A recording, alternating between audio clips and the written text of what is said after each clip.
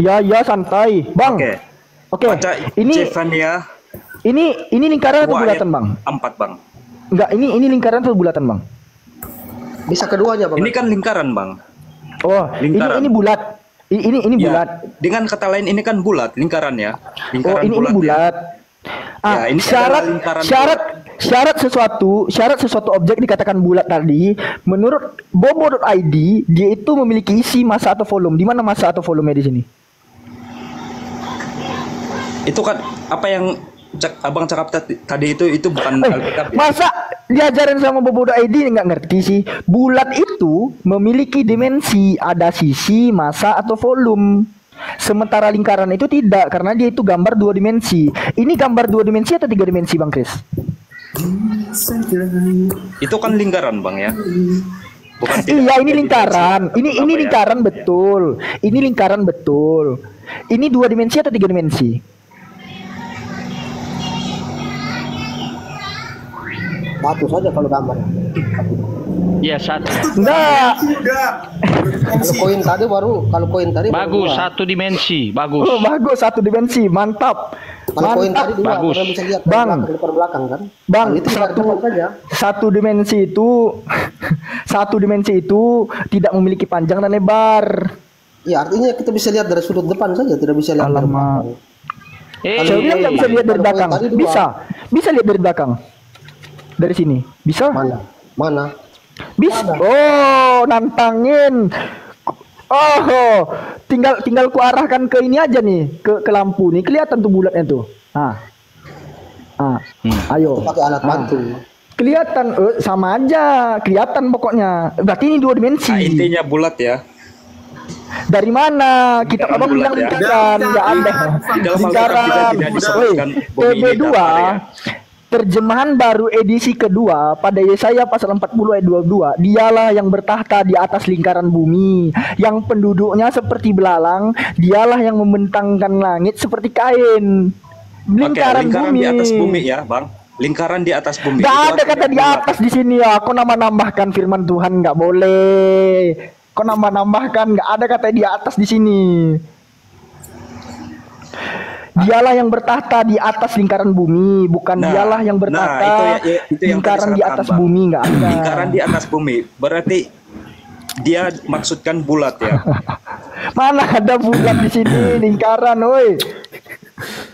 Lingkaran bulat kan, Bang? Lingkaran Bukan itu sama saja, Bang. datar, bulat itu nggak datar. Oke.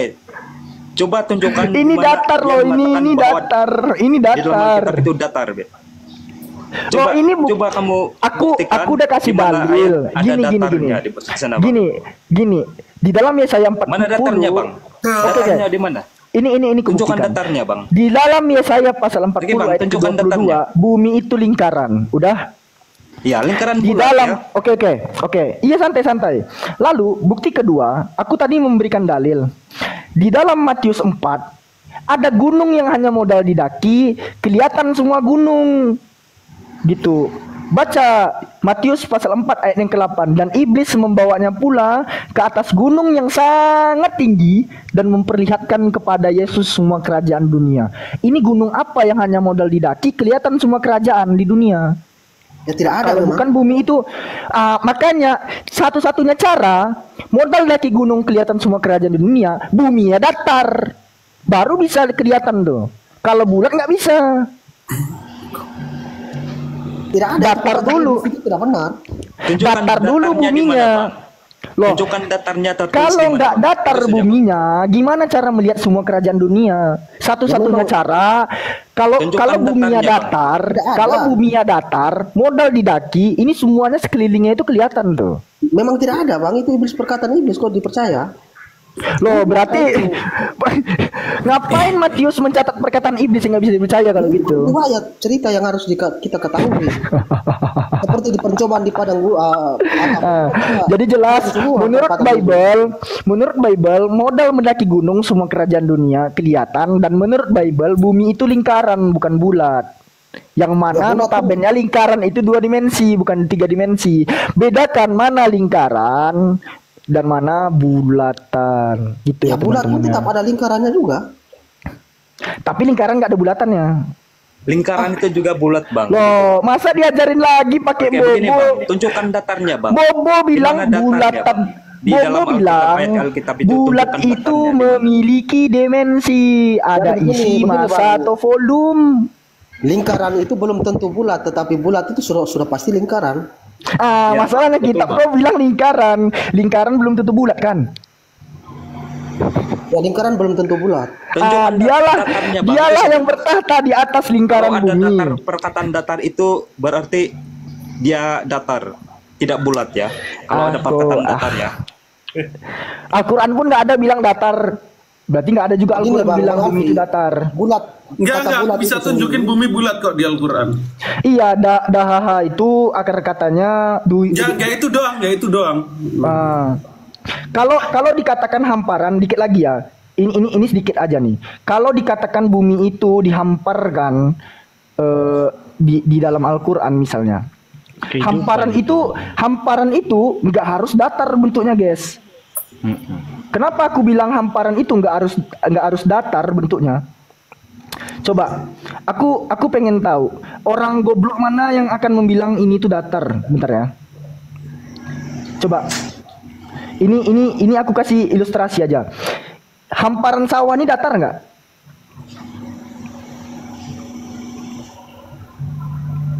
Coba, orang goblok mana yang akan bilang hamparan sawah itu datar? Coba. Nggak ada yang berani jawab. Ya datar, Bang. Wah, nah nengok nih salah satunya nih contoh ini orang goblok.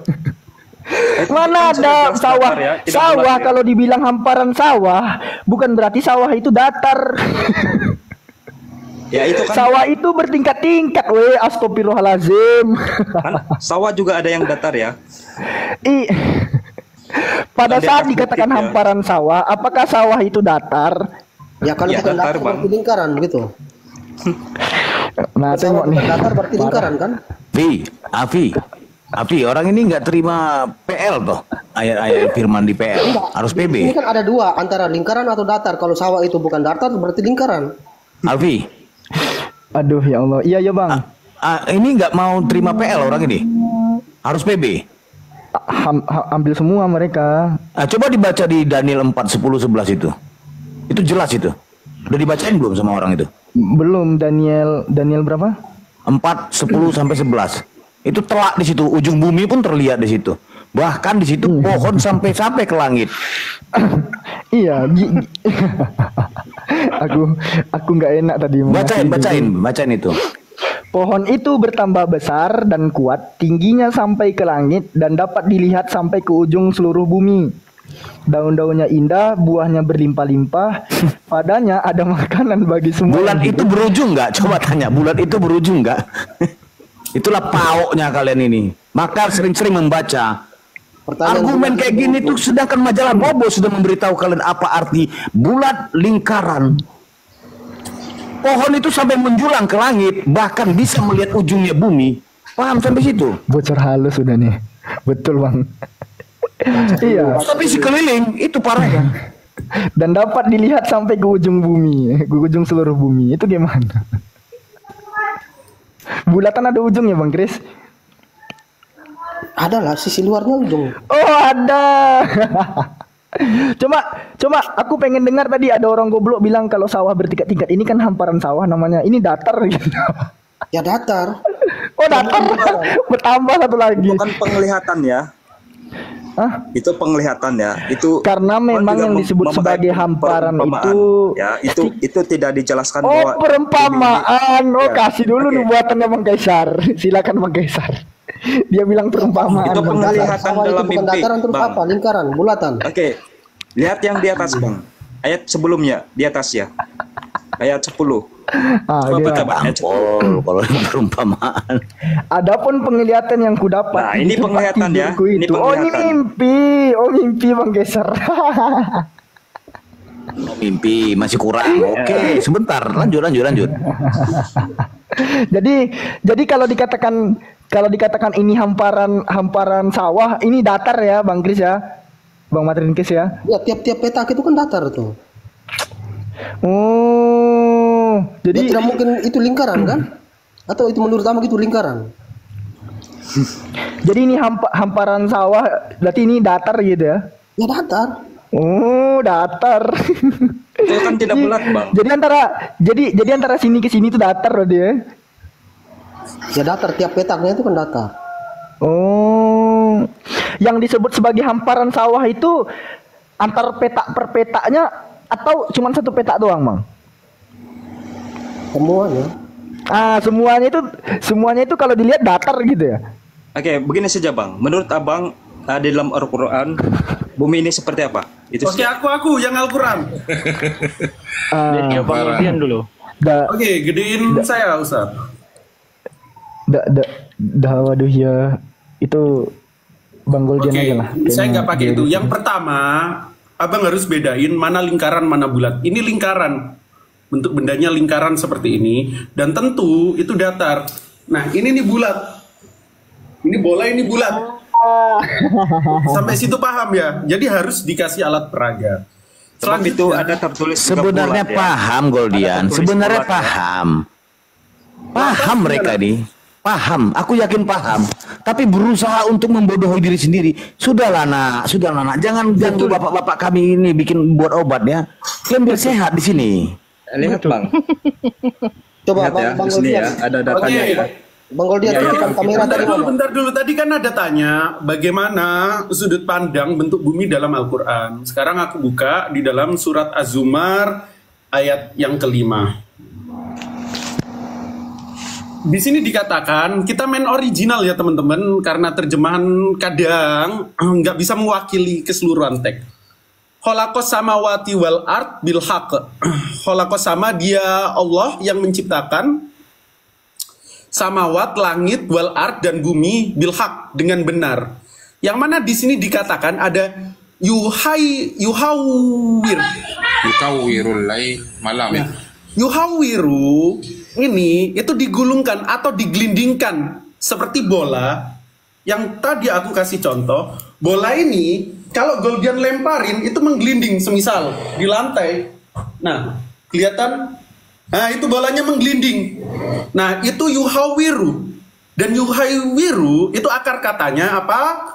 Akar katanya kuroh. Mininya itu ini. Bola, teman-teman. Mana ayat Quran ya, Bang? Az-Zumar ayat 5. Terus Az-Zumar kalau kita malam. cek dalam interlinearnya, contoh-contoh. Di sini juga dikatakan yuhawiru, yang berarti menggelindingkan atau menggulungkan.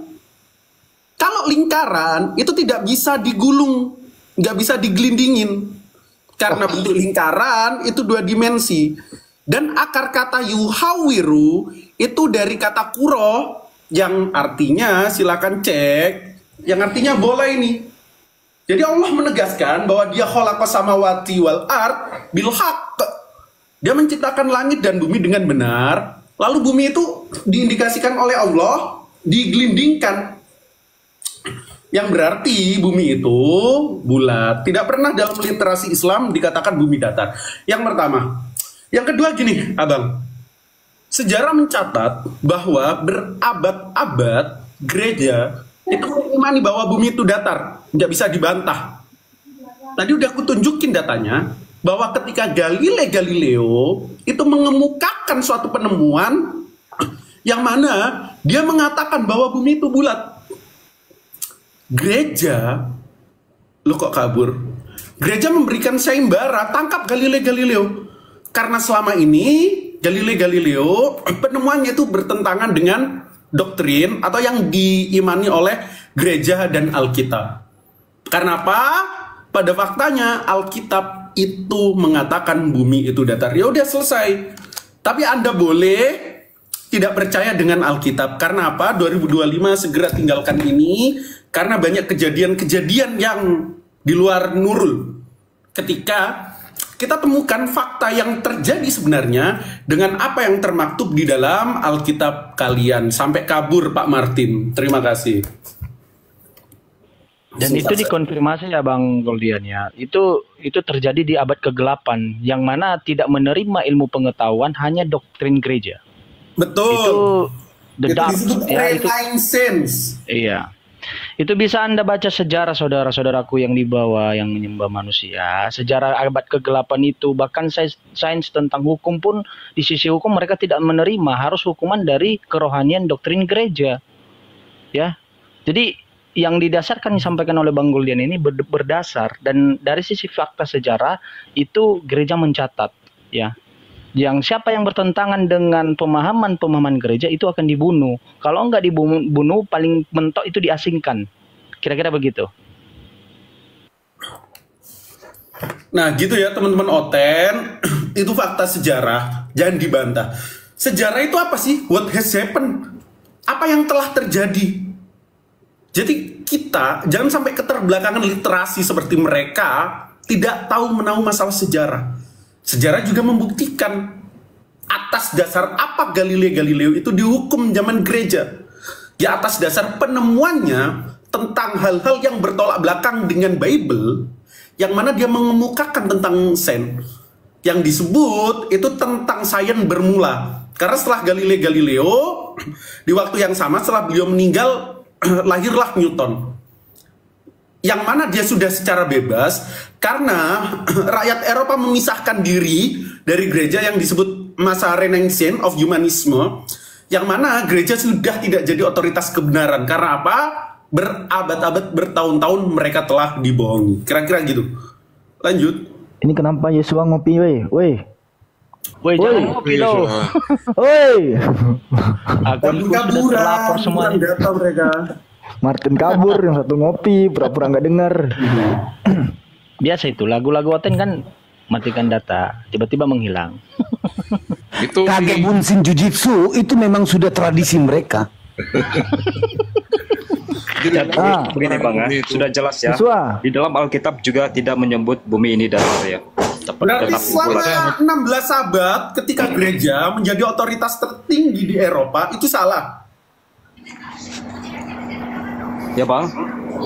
Jadi selama 16 abad gereja yang jadi otoritas tertinggi di Eropa untuk segala hukum dan tindakan lalu memberikan doktrin bahwa bumi itu datar, itu salah. Ya, itu kan salah Bang, pasti salah. Oh, Luar biasa. Anda siapa Yesua? Darah Yesus. Anda siapa Itu adalah Yesua? Alkitab. Yang benar Anda itu siapa adalah Yesua? Alkitab, ya. Anda bukan siapa-siapa. Numpang kota Ya, pun di tetangga. Benar, Bang. Tetapi yang benar itu adalah Alkitab ya. lah iya, Alkitab yang pegangan benar. mereka didasarkan sama doktrin Alkitab. Iya, lingkaran. Mungkin pemahaman mereka yang Oh berbeda Bang. mungkin, udah Ya. mungkin, udah pakai mungkin. Pasti Udah pakai pemahaman mungkin. mereka berbeda. Lingkaran Kan itu gini. Kristen juga tidak ada yang berbeda ya. Pemahaman mereka ya. Mungkin mulu. Udah pakai mungkin. Sekelas bapak-bapak Bentar gereja saja yang mungkin, Bang. dipercaya, Itu sudah pasti ya. Bentar Terjadi. lagi. Visibility terjaga dari segala kesalahan dianggap mungkin darah. Oke Bang, begini saja Bang. Kita mencerita buka ayat Javenia 2 ayat 4. Apa? Sampai 5. Jevanya. Jevania. Kemarin Jevania. itu juga Jevanya, bukan Jevonia. Jevanya berapa? 2 ayat 4. Jepanya 2 4. Iya. Sebab Gaza akan ditinggalkan, orang Askelon akan menjadi sunyi, Asdod akan dihalau penduduknya pada rembang tengah hari, dan Ekron akan dibongkar bangkir. Maksudnya apa? Ini adalah penggenapan nubuat Alkitab saat ini Bang. Bapak dong kepala sekolah. Ya. Babi. Ini adalah penggenapan ya. Dan sedang terjadi. Yang memulai adalah orang Gaza itu sendiri ya. Tetapi Orang Askelon itu siapa, itu Bang? kan sudah Bang, abang dibuat tahu kami. nggak orang Askelon siapa? Bang, darah Tuhan. Sebelum orang Israel datang ke Israel ya, pada tahun 1948, orang-orang Bang, ini kita yang tinggal bahas di sana apa? itu adalah orang-orang Bahas Palestina tentang yang ada di Gaza Yerusalem, itu, Bang. bahas tentang Palestina. Kok ganti tema? Ya Bang. Udah kapok dia, bumi di datar. Bumi datar, Yesaya 44:24. Delphi buka coba itu. Darah Tuhan. Aduh, tiba-tiba ke Gaza, teman-teman. Yesaya Oke, ini kan 44:24. pembuktian Bang. apakah Alkitab ini Ikutin aja salah dulu, benar. atau benar? Seperti itu ya. Coba cek dulu itu. Dia tahu nggak sih orang Apakah- Askelon itu orang mana? Orang Askelon itu mana, Bang? Mana orang Askelon itu? Coba kita buka data ya, the people of Askelon. History the people of Askelon. Coba buka peta di Google ya. Itu dekat di utara Enggak, Gajah abang, ya. Askelon itu abang utara bawa Gajah. dalil. Enggak, abang bawa dalil. Di situ kan ada orang Askelon. Abang tahu nggak orang Askelon itu orang mana? Ya kan sebelum Israel kembali ke tanah perjanjian itu pada tahun 1948 Enggak, mereka yang saya tanyakan, orang-orang Gajah orang yang Askelon. menduduki sana, Bang. Orang-orang Enggak, orang Askelon lain itu ya, bukan mana? orang Israel ya. Orang Askelon itu mana? Dekat utara Gajah, Bang. Utara Gajah. Oh, utara Gaza itu orang-orang Askelon. Tidak, kota Askelon, bukan orang-orang Askelon ya.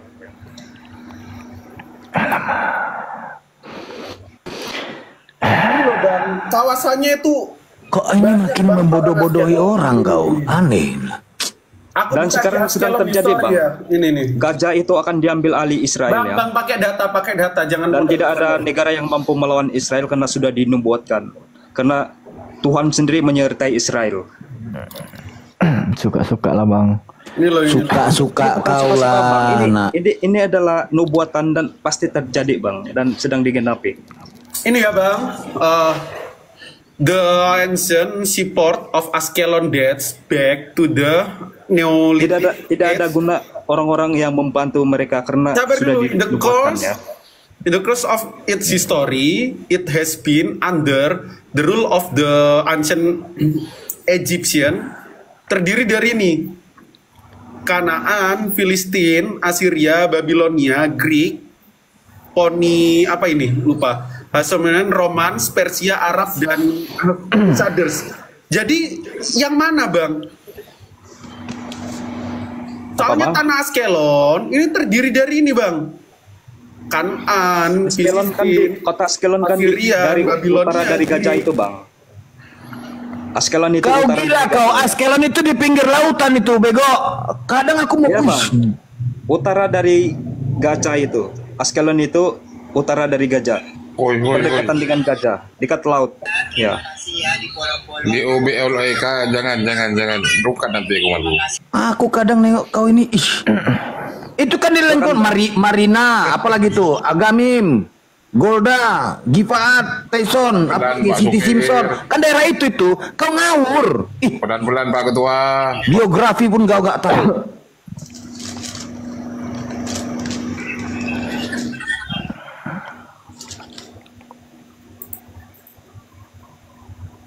Bahkan itu masuk daerah itu Barnea itu kalau nggak salah. Barnea, Agamim, Buka apalagi datanya, itu. Bang. Buka datanya. Afridar, Ada datanya. Faat. Kok ke Palestina Askelon itu kau? utara dari Gajah itu. Iya, nggak usah kau terangkan, tahu. Itu kan di pinggir laut itu, pesisir Di laut pinggir itu. laut, ya. Kan Tengah selatan itu, di tengah selatan. Jangan kau bilang di utara, di antara utara. Ini Ya, loh, berdekatan loh, dengan, Bang. Ini Bible Gajah Hub itu ya. Ini Ya. aku cross check di Bible Hub. Askelon itu di mana? Kok tiba-tiba di Palestina? Utara Gajah, Bang. Ini loh. Utara Gajah. Ini loh, Bang, terlalu ini. Iya, kan utara di Gajah kan? Laut tengah selatan. Jadi Askelon ini sudah dikuasai oleh Israel sekarang ya, sudah lama ya. Askelon ini ya. Tinggal Gajah itu yang mereka akan digenapi, akan mereka ambil ya. Aduh. Sehingga orang-orang Gajah yang saat ini di sana itu pasti akan keluar dari sana, Bang. Karena sudah dinubuatkan ya oleh Javenia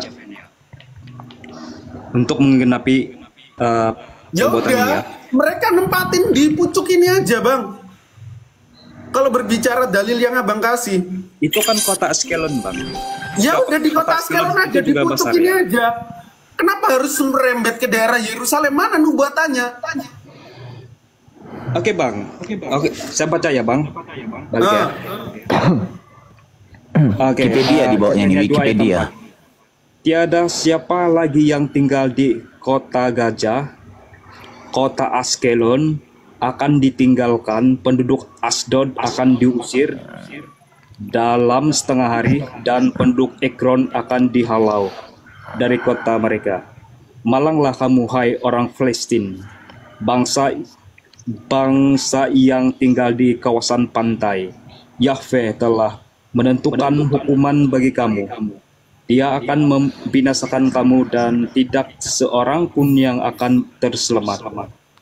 Tanah kamu di tepi laut akan menjadi padang rumput, gubuk gembala dan kandang domba akan dibina di situ. Penduduk Yehuda yang terselamat akan menduduki tanah kamu. Mereka akan mengembalakan ternakan di situ. Lalu pada malam hari mereka akan tidur di rumah-rumah di kota Askelon. Yahweh Tuhan mereka akan menyertai mereka dan menjadikan mereka makmur semula. Ya kan, sebelum Israel kembali ke tanah perjanjian itu pada tahun 1948, orang-orang Palestina menguasai Askelon. Paham sejarah nggak? Sampai saat ini Gaza ya. Dia tuh numpang, jadi penumpang gelapnya Inggris tahun 48. Iya bang, tapi iya berarti Palestina juga kan ada di sana, Bang. Berarti benar. Waktu itu Seriwil jadi penumpang gelap Inggris saja. Itu kan tanda perjanjiannya. Kok ke perjanjian? Lo tahu nggak bahwa Seriwil setelah digenosid sama Hitler banyak tuh yang ngungsi di Inggris? Ya benar bang. Kok nggak bener? Ngungsi di mana terus? Lo tahu nggak hadiah PD2, hadiah World War II? Itu orang-orang Israel juga sudah dinubatkan akan kembali ke Israel ya. Ini bicara fakta sejarah ya. Kita jangan dan mengambil semula. Ini nubatannya bang. Lo tahu nggak gini. Lo tahu nggak bro? Sehingga makin lama Israel itu makin besar ya. Ya aku takut di ban permanen akun gue bahas ini. Nggak, boleh dikit nggak? Di Zefanya pasal 2 itu kan banyak tuh, berapa ayat di situ, bukan cuma 4 kan ya? Ada 15 ayat. 2 ayat 4 ya. Iya. Enggak, coba kan lihat di ayat, coba lihat di ayat 12-nya. Ya. Enggak, coba baca ayat 12-nya. Ayat 12 ini tentang kota-kota yang ada di Baca dulu ayat 12-nya, baca dulu ayat 12-nya. Baca dulu. Ini Tuhan Yahweh juga akan menjatuhkan hukuman mati kepada penduduk Ethiopia. Astagfirullahaladzim, ya Allah ya Karim. Baca dulu. Sampai berapa bang? Baca dulu 12-nya. Ini bangsa sudah baca tadi ya. Yahweh juga akan menjatuhkan hukuman mati kepada penduduk Ethiopia. Kamu pun hai orang Ethiopia akan mati tertikam oleh pedangku. Itu Ethiopia masih ada? Ya kan yang sekarang ini digenapi hanya di nih bang, ayat 4 nih. 4 dan sampai pilih-pilih cuma ayat 4 dulu. Ya kan tidak terus semua terjadi bang. Pasti itu ada waktu. Loh, ini masih di satu pasal yang sama loh.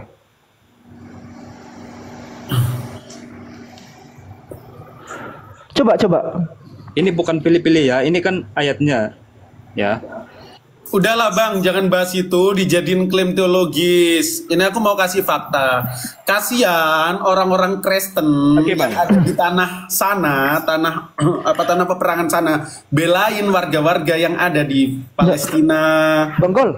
Baca Matius 24 ayat. Enggak, sabar.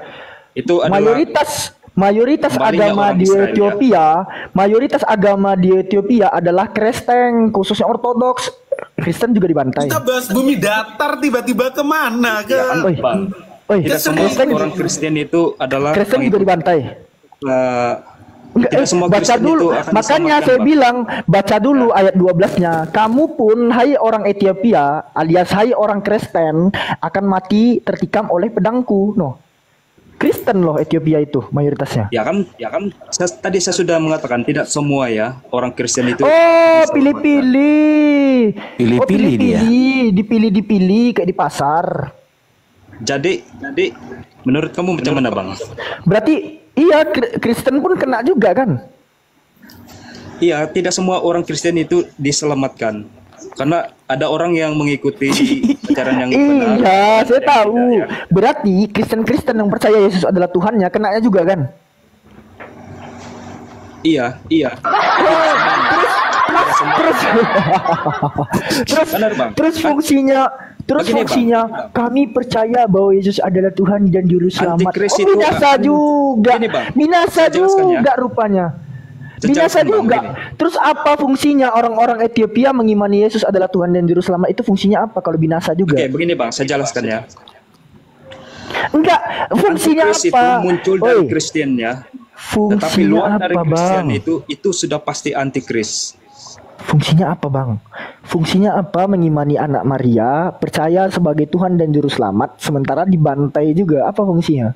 Itu tadi saya sudah katakan ada antikris ya. Antikris itu datang dari Oh, umat jadi Kristen semua itu Ortodoks sendiri. ini antikristus? Tidak semua. Saya tidak menghakimi ya, tapi tidak semua orang Kristen itu Enggak, akan kita diselamatkan. menurut Bible aja. Antikris Kita menurut itu Bible aja. muncul dari Kristen itu sendiri ya. Kamu pun hai orang Ethiopia akan mati tertikam oleh pedangku. Tuhan akan mengacungkan tangannya terhadap utara, akan membinasakan Asyur dan akan membuat Niniwe menjadi tempat yang sunyi sepi kering seperti padang gurun. Ethiopia. Sekarang Ethiopia ini dihuni kalau menurut data overview 67,3% populasinya adalah Ortodoks Kristen yang meyakini Yesus adalah Tuhan dan juru selamat. Yang meyakini Yesus disalib. Tadi saya sudah jawab ya, Bang ya. Gak selamat. Tidak semua orang Kristen itu dapat diselamatkan. Karena antikris itu juga muncul dari Kristen. Iya, gak selamat. Tapi luar dari Kristen itu Tidak selamat.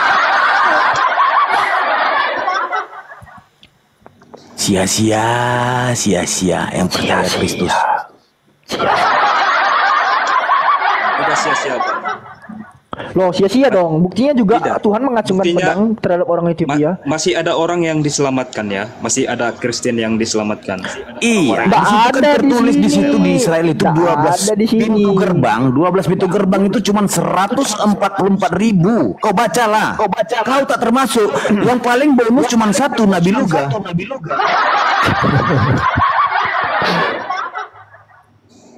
Jadi Hai. Ya, kamu pun Abang hai punya pemikiran orang-orang di sini Kristen itu sudah Ortodok. salah ya. Kamu pun hai orang Kristen Ortodok akan mati tertikam oleh pedangku. Itu kata Yesus. Ya kan tidak semua orang Kristen itu menuruti firman Berarti Tuhan ya. berarti Ada Yesus yang akan menyimpang pemahaman berarti mereka. Yesus akan menikam dengan cara menggunakan pedang gitu. Tidak, Bang. Oleh karena Loh. cahaya Tuhan itu manusia itu mati karena dosa. Itu ada ayatnya, Bang.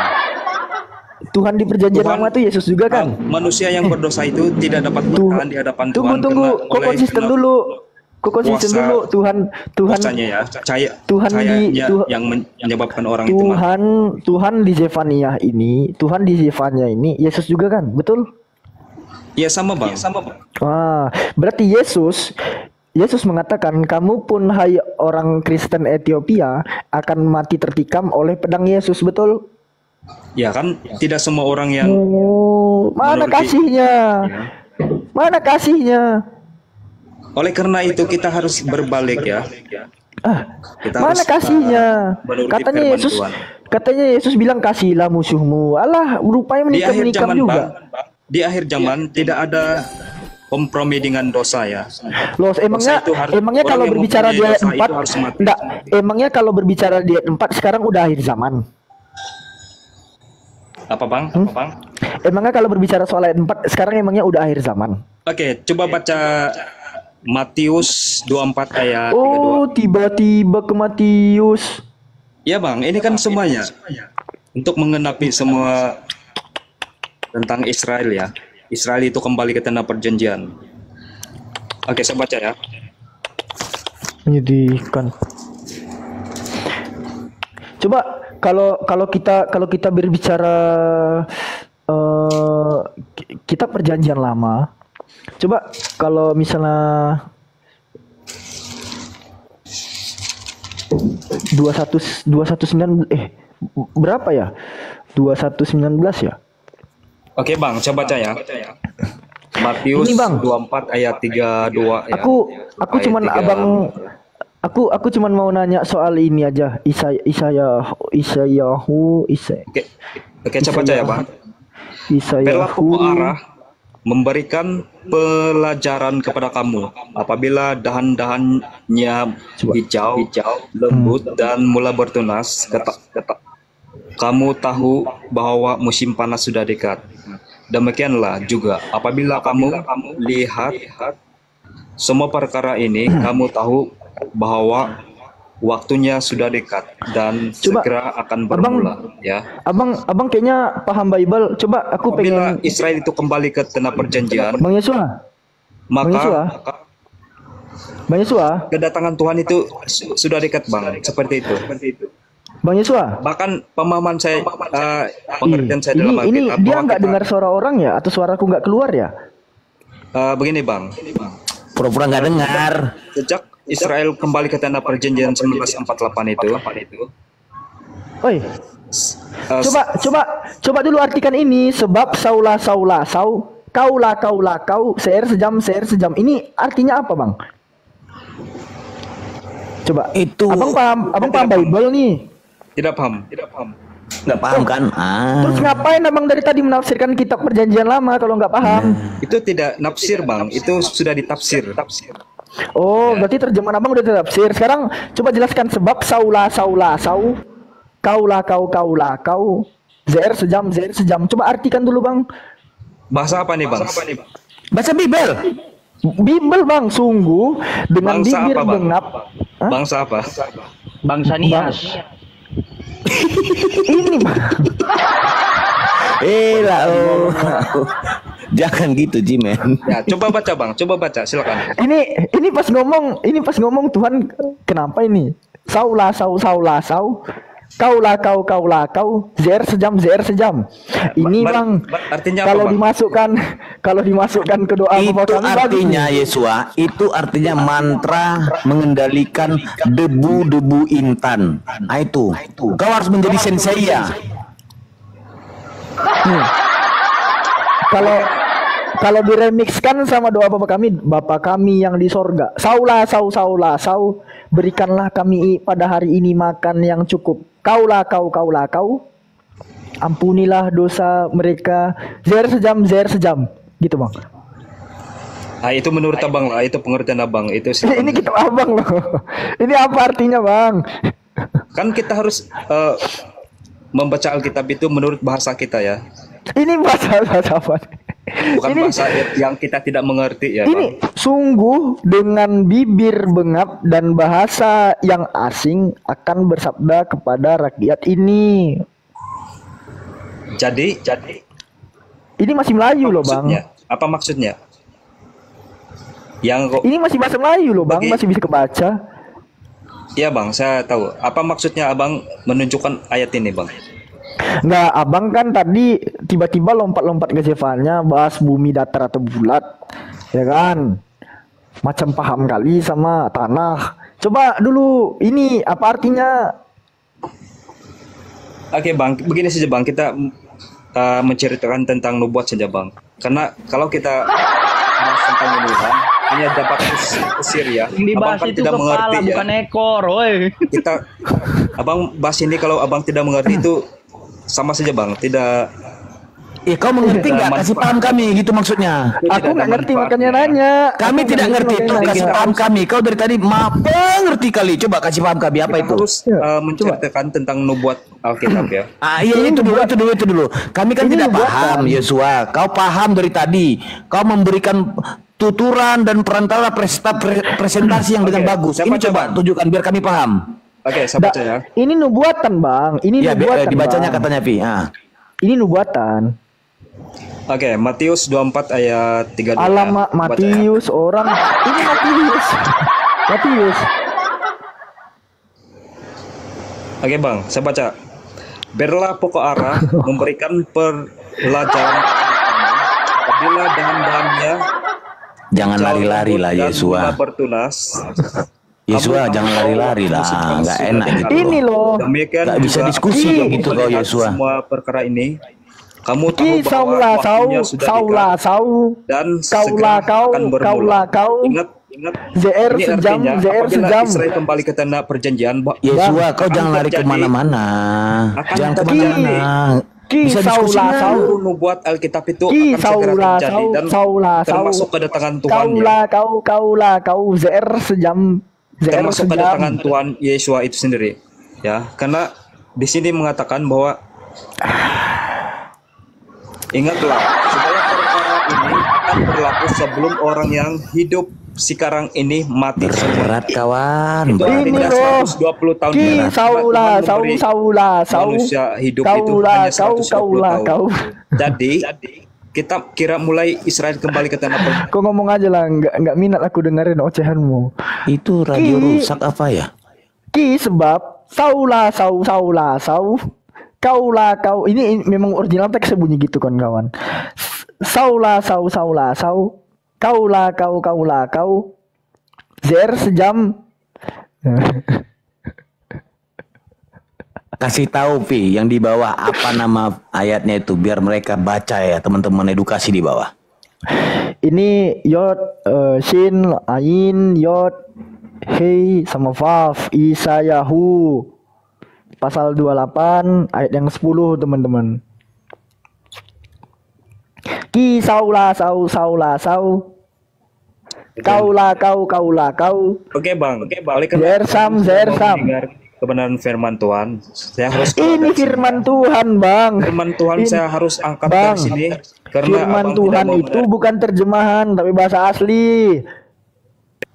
abang tidak mau menerimanya, tetapi saya sudah mencari Abang nggak mau menerima. tidak menerima. Abang nggak mau menerima. Daripada abang. Kau balik-balikkan Bang, fakta. Kenapa kau kayak gitu Yesua? Kalian setiap berdiskusi mengajarkan selalu Injil membalikkan Yesua, ya. fakta. Kau menerima nggak ini? Ku tanya dulu. Yesua, kau terima nggak ini? Oke. Ini original Ya, text ya, Bilang Bang. dulu, terima atau enggak? Saya tidak akan menanggung dosa abang karena saya sudah menceritakan firman Tuhan. Saya tidak akan menerima. Bilang gitulah menanggung dosa. Ya. Enggak, kita Karena saya kita sudah kalau buka juga, memberitakan kita kalau firman buka Tuhan, ya. juga. Karena ini adalah tugas orang Kristen untuk memberitakan firman Tuhan. Dan Ini, apabila memang original teksnya bunyi gitu. Ki saula sau, saula sau. firman itu sudah diberitakan tapi tidak Kaulah kau, kaulah kau. ZR sam. maka Tuh. Memang original teksnya bunyi gitu. Original teksnya memang bunyi gitu. Ini gua Terima nggak? Terima nggak? Cuma Pakai bunsin jujitsu juga.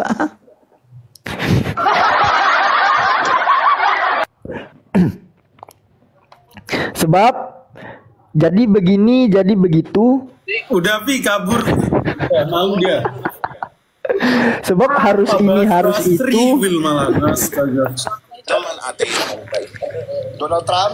Sebab harus ini, harus itu. Meski begini, meski begitu. Tambah ini, tambah itu. Kalau kita lihat di ND itu dia nggak diterjemahinnya teman-teman. Dia langsung ditransliterasikannya.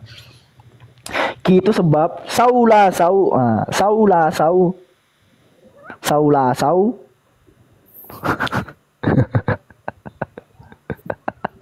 Itulah Aduh, pentingnya ya lah, Bang. Allah. Itulah pentingnya imunisasi sejak kecil, ya. Itu Kalau lahir nggak nggak diazanin, imunisasi Bang. seperti itulah. Lahir nggak diazanin itu, Bang. Aduh. Ngomong apa itu? Itu bahasa Ibraninya tuh. Saulah sau, saulah sau. Mambu empedu.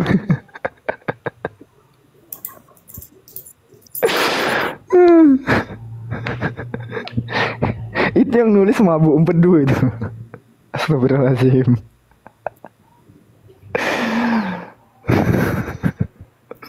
Bahas bumi datar atau bulat, tiba-tiba bahas Gaza, kan kocak dia. Makan tuh. Dua-dua orang tersebut tadi si Chris dengan si Joshua sampai mereka berakhir dari room ini, mereka belum jawab satu pertanyaan, siapa si Anu itu? Ya, si Anu itu siapa? Perasaan pasien lama kita ya itu ya, Vi ya? Iya. Kok kesini dia mau berobat ke tempat Ustadz Arif?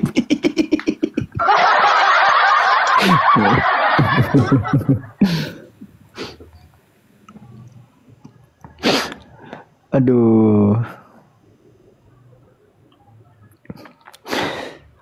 Astagfirullahaladzim. Jadi terjawab malam ini ya teman-teman ya. Atau sore ini masih di WIB bahwa itulah alasannya kenapa jemaat-jemaat ini dijauhkan dari bahasa asli. Biar nggak nemu tuh dalil-dalil yang macam itu tuh. Sau apa.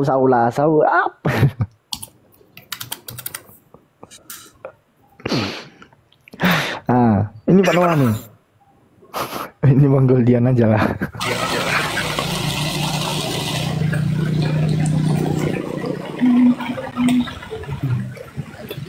Bentar. Bang Gol. Kirim dong aku data Galileo itu, yang tadi, Bang. Kue Abang. Oh iya, siap. Makasih Bang ya. Pak Noah.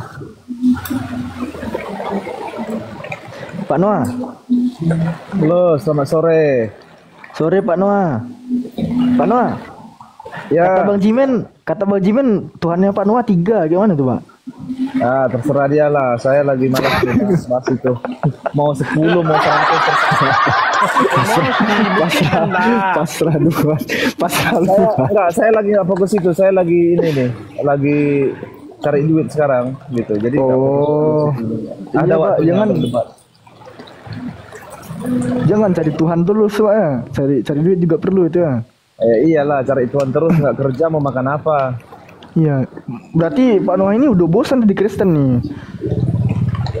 Loh, kok bosan pula? Jadi kalau dengan menyembah Tuhan saja, beribadah terus kepada Tuhan tapi tidak bekerja mau makan apa? Alfi. Waktu di zaman itu sudah ada motor atau sepeda, Vi? Menurutmu? nek keledai. Tapi di sini kau baca coba di 2 Raja-Raja 920. 2 Raja-Raja 920 TB-nya.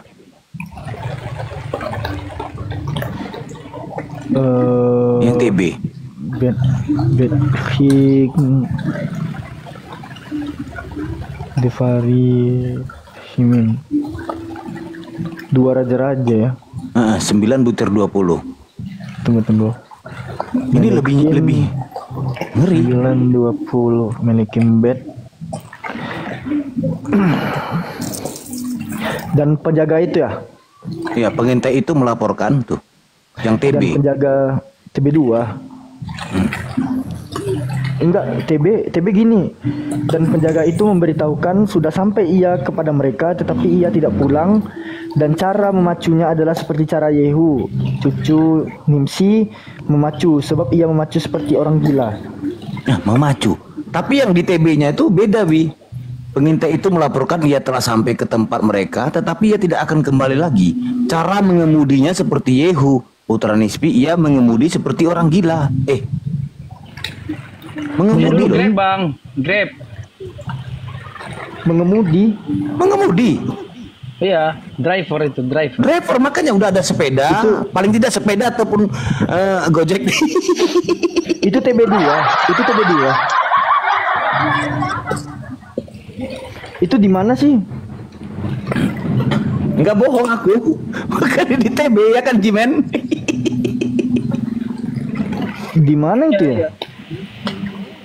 Kalau mengendalikan ya bisa lah, menunggangi. Bisa lah. Masuk akal. Sedangkan lagunya ada taktik tuh kan ada mengendalikan. Menenggah. Saya lagi nyari dana nih buat bantu korban-korban yang mengalami luka-luka di Suriah ya. Lah, kasihan mereka. Bener aja lah Pak Noah. Palestina mulu dipikirin, Suriah nggak dibantu. Iya. Masalahnya yang dibilangkan Pak Noah, sebelum Bapak menyumbangkan, Bapak tentukan dulu Tuhan Bapak berapa. Mau Tuhan mau berapa Bang Jimen, sekarang rasa kemanusiaan itu yang paling perlu ya. Ya udah, berarti Bapak hanya rasa kemanusiaan, berarti Bapak tidak menghargai Tuhan. Percuma Anda bertuhan sebaik apapun, tapi kalau Anda tidak berperi kemanusiaan itu sama saja dengan nol. Enggak, ini harus ketika Anda menyayangi dan mengasihi sesama makhluk hidup, maka Anda lebih mengasihi Tuhan, begitu. Coba gimana cara kasih saja. Cara kasih aku gimana nih, rokokku habis.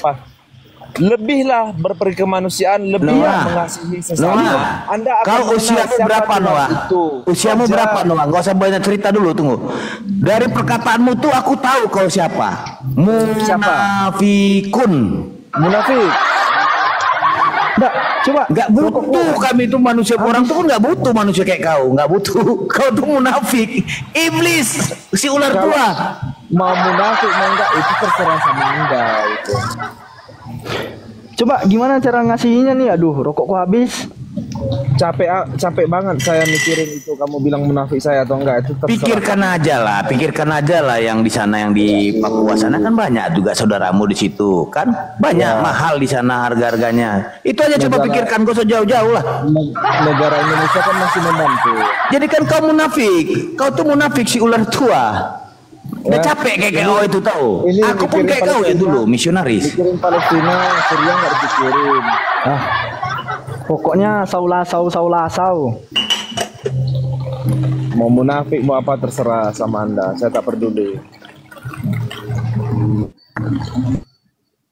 Ya, tak perlu dilihat kebaikan Bang orang, Tisar, itu aja. Masuk. Jadi diisi dulu ya. Diisi dulu Bang. Mau beli alat baik. Kan ada Bang Golden, ada Jimen tuh. Lanjut Jimen. Aku kalau ngeyel-ngeyel aja sama aku. Gini aja Noah, tanya sepuasnya tentang Islam. Saya nggak bakal nanya balik. Lagi males berpolemik samamu. Isi kepalamu segitu doang. Ya, udahlah, saya lagi nyari duit soalnya. Nggak fokus ya, nanti aja lah kapan-kapan. Bang Arif jangan undang terus Bang Arif. Bang Guldian ada laki up di situ Bang. Oh iya, laki up, silakan nanya sepuasnya. Nggak bakal tanya balik. Bang Arif, jangan undang-undang dulu Bang Arif. Saya lagi itu Bang Arif nyari uang. Nah, yang lain dulu aja Bang Arif. Nanti kalau saya siap saya naik kok. Ngapain nyari uang? Kamu tuh kalau ikut Yesus disuruh miskin. Tahu nggak dalilnya?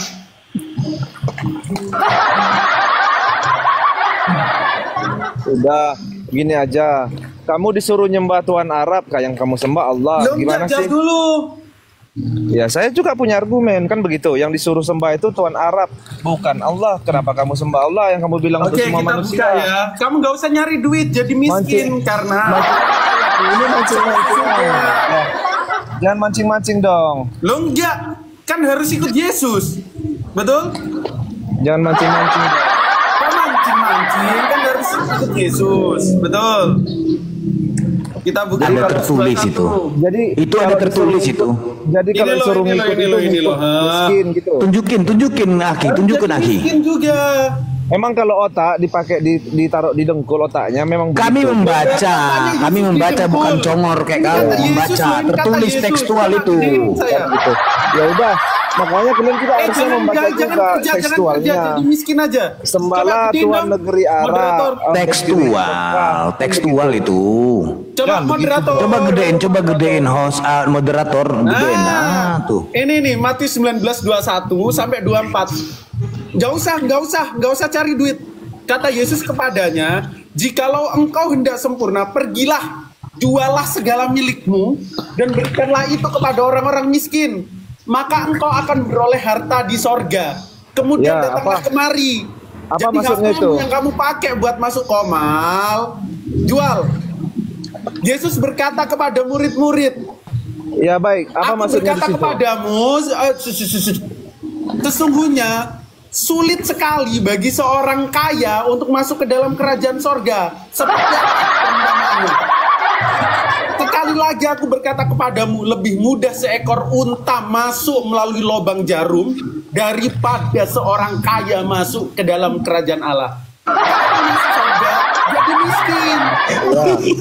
Lebih mulia onta. Gimana? Lebih mulia onta. Lebih mulia onta. Onta masuk jarum ini loh. Kan Masuk yang Anda bilang kan otak di racun, bukan otak yang ada di dalam kepala. Loh, Makanya ayatnya makanya berbunyi. makanya Itu Anda kan kan membaca dibaca tekstual, bukan menyimpulkan. Iya, Anda kan membaca tekstual, memahaminya juga secara tekstual kan Ya, begitu. Mau kau menyimpulkan, mau kau tafsirkan, kami membaca. Yang penting di situ lebih mudah seekor unta. Ya udah titik. Udah nggak usah. Ya sudah lah. Terserah kalian saja lah. Capek kita. Loh, bukan terserah kalian, terserah Yesus ini loh. Matius 19:24, kalau kamu jadi orang kaya, itu susah kali masuk surga. Dia menggambarkan seperti apa? Lebih mudah seekor unta masuk melalui lubang jarum daripada seekor kaya masuk ke dalam kerajaan Allah. Nggak usah. Nggak Ya, terus usah. masalahnya- Bilang ke masalahnya bosmu, begitu. bos, aku resign, aku mau jadi kismin. Jadi masalahnya di mana? Ya masalahnya nggak usah kerja, udah. Ya. Ikutin Yesus dong. Kamu sekarang diberikan akan pemikiran itu buat apa? Buat baca ayat ini. Buat baca deh. Tombak. Loh. Kalau kamu Aduh, kena disuruh tombak dia. Muhammad itu kan disuruh membangun Tuhan Arab, negeri Mekah ya. Udah senang kau ditombak dia tuh. Tenang, tapi dia bangkit lagi nanti. Enggak urusan saya. Aneh tuh. Lihatlah Noah, membaca. Nanti saya jadi itu. Bang Arif jangan Goldian undang-undang itu Bang Arif. membaca, Cari nafsu membaca yang lain loh, aja. bisa-bisanya ditombak. Salah apa dia? Bahaya, Nggak tahu saya. bahaya. Bukan saya, sih. Komar goyang. Bukan Tap layar guys, tap layar guys. Steloner FM, saudaraku, semuanya tap layar. Goyang ini guys. Komar goyang. Kita baru membaca, apalagi berargumentasi. Biarlah. Pakai akun baru Bang Goldian ya. Yang tadi itu jangan dipakai. Naik. Ah, tuh dia. Baru membaca dia. Kalau mau janganlah main tombak-tombak, Baca, guys. gede gua kena, tetep layar semua.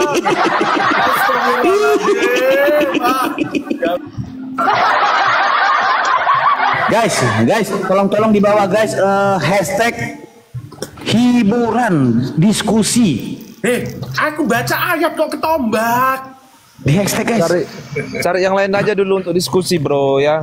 Saya belum siap untuk hari ini. Loh, ngapain kerja? Ayatnya jelas loh, ku bacain lagi kalau ketombak. Parah nih Bible nih. Biar bisa mamam. Nggak usah. kerja. Jadi kismin aja. Ini. Nah, itu kayak Discord itu di hashtag diskusi santai. Diskusi santai, tolong itu di hashtag teman-teman. Ini loh. Saya baca ayat sampai ketombak loh. Gimana ini? Saya nggak menyimpulkan. Kabur, ngapain kerja? Jadi kismin aja. Makanya Coba, di situ. Papa, kalau kamu jadi orang kaya, masuk surga itu lebih mudah seekor unta masuk melalui lubang jarum daripada seorang kaya masuk ke dalam kerajaan Allah. Haleluya. Silakan laki tanya sepasnya tentang Islam. Makanya itu berbicara tentang menggenapi, artinya begini, manusia Adam pertama ketika ada perintah taklukkanlah dan kuasailah bumi, manusia pertama berkuasa atas di luar Teman-teman, dirinya. kalau akunku yang ini ya teman-teman. Aduh, yang gede ketombak. Sampai tanggal berapa Iya, ya? makanya biar kau paham ini, kau dengar dulu. Manusia pertama Adam itu untuk menaklukkan, menguasai yang di luar diri. Makanya kalau ada Yesus berkata itu menggenapi hal yang lama kepada hal yang baru. Makanya Yesus, kalau kau bisa menguasai dirimu, jual hartamu, apa yang kau anggap berharga. Ini dua aspek pembelajaran dalam kehidupan. Masa kau nggak paham di situ? Segeses nafsirin terus. 1 Korintus 4 ayat 6, jangan melampaui ada yang terus. Udah laki tugasmu nanya tentang Islam. Aku lagi malas bahas. Iya, nggak usah Oh, iya. takiah Korintus lah. Tanya aja lah sama Goldian.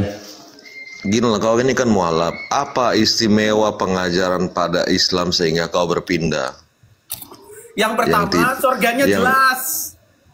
Yang Nggak tidak ada ada pengajaran ajarannya di sana, pada agama lain. Coba apalah? Yang pertama gini, surganya jelas. Nggak seperti di Kristen. Kalau aku di Kristen, ini surganya.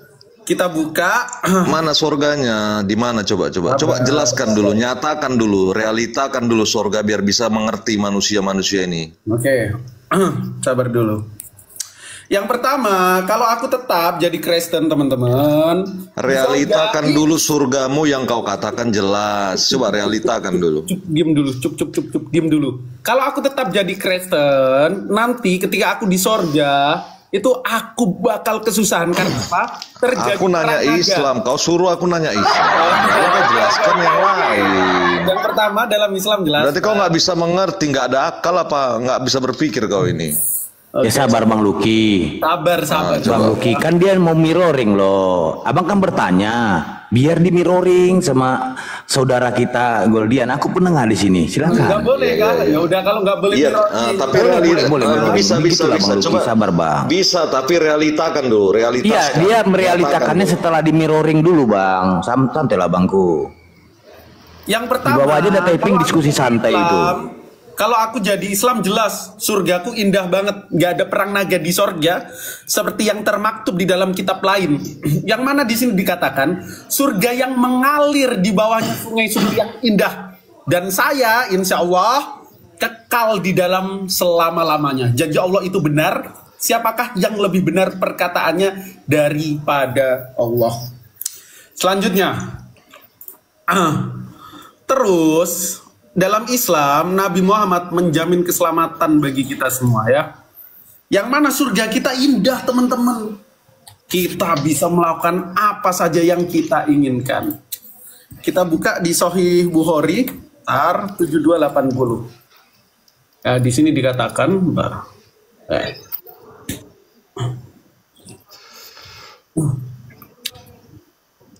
Allah Messenger said, utusan Allah, Nabi Muhammad SAW bilang, all my follower will enter paradise except those who refuse. Jadi semua umatku nih akan masuk ke dalam surga kecuali yang menolak aku, yang ingkar terhadap aku. Terus they said, oh Allah Messenger SAW, siapa yang menolak, who will refuse? He said, whoever obeys me will enter paradise, and whoever disobeys, itu laki berisik banget me, is the one who refuse. Jadi orang yang mau dan yang menginginkan masuk surga, yakni umatku, itu yang akan masuk. Dan siapa yang mendurhakai atau menolak aku, itulah dia yang tidak akan masuk surga. Jadi berbeda sama Kristen. Kalau tetap jadi Kristen, yang pertama, aku harus miskin. Dalilnya di Matius 19 ya.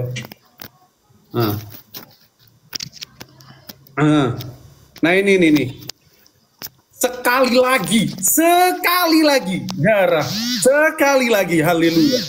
Aku berkata kepadamu, lebih mudah seorang unta masuk melalui lubang jarum daripada seorang kaya masuk ke dalam kerajaan Allah. Aku di dunia pengen kaya. Tapi kalau aku jadi Kristen, kalau aku kaya, susah bro, susah. Aku harus jadi kismin.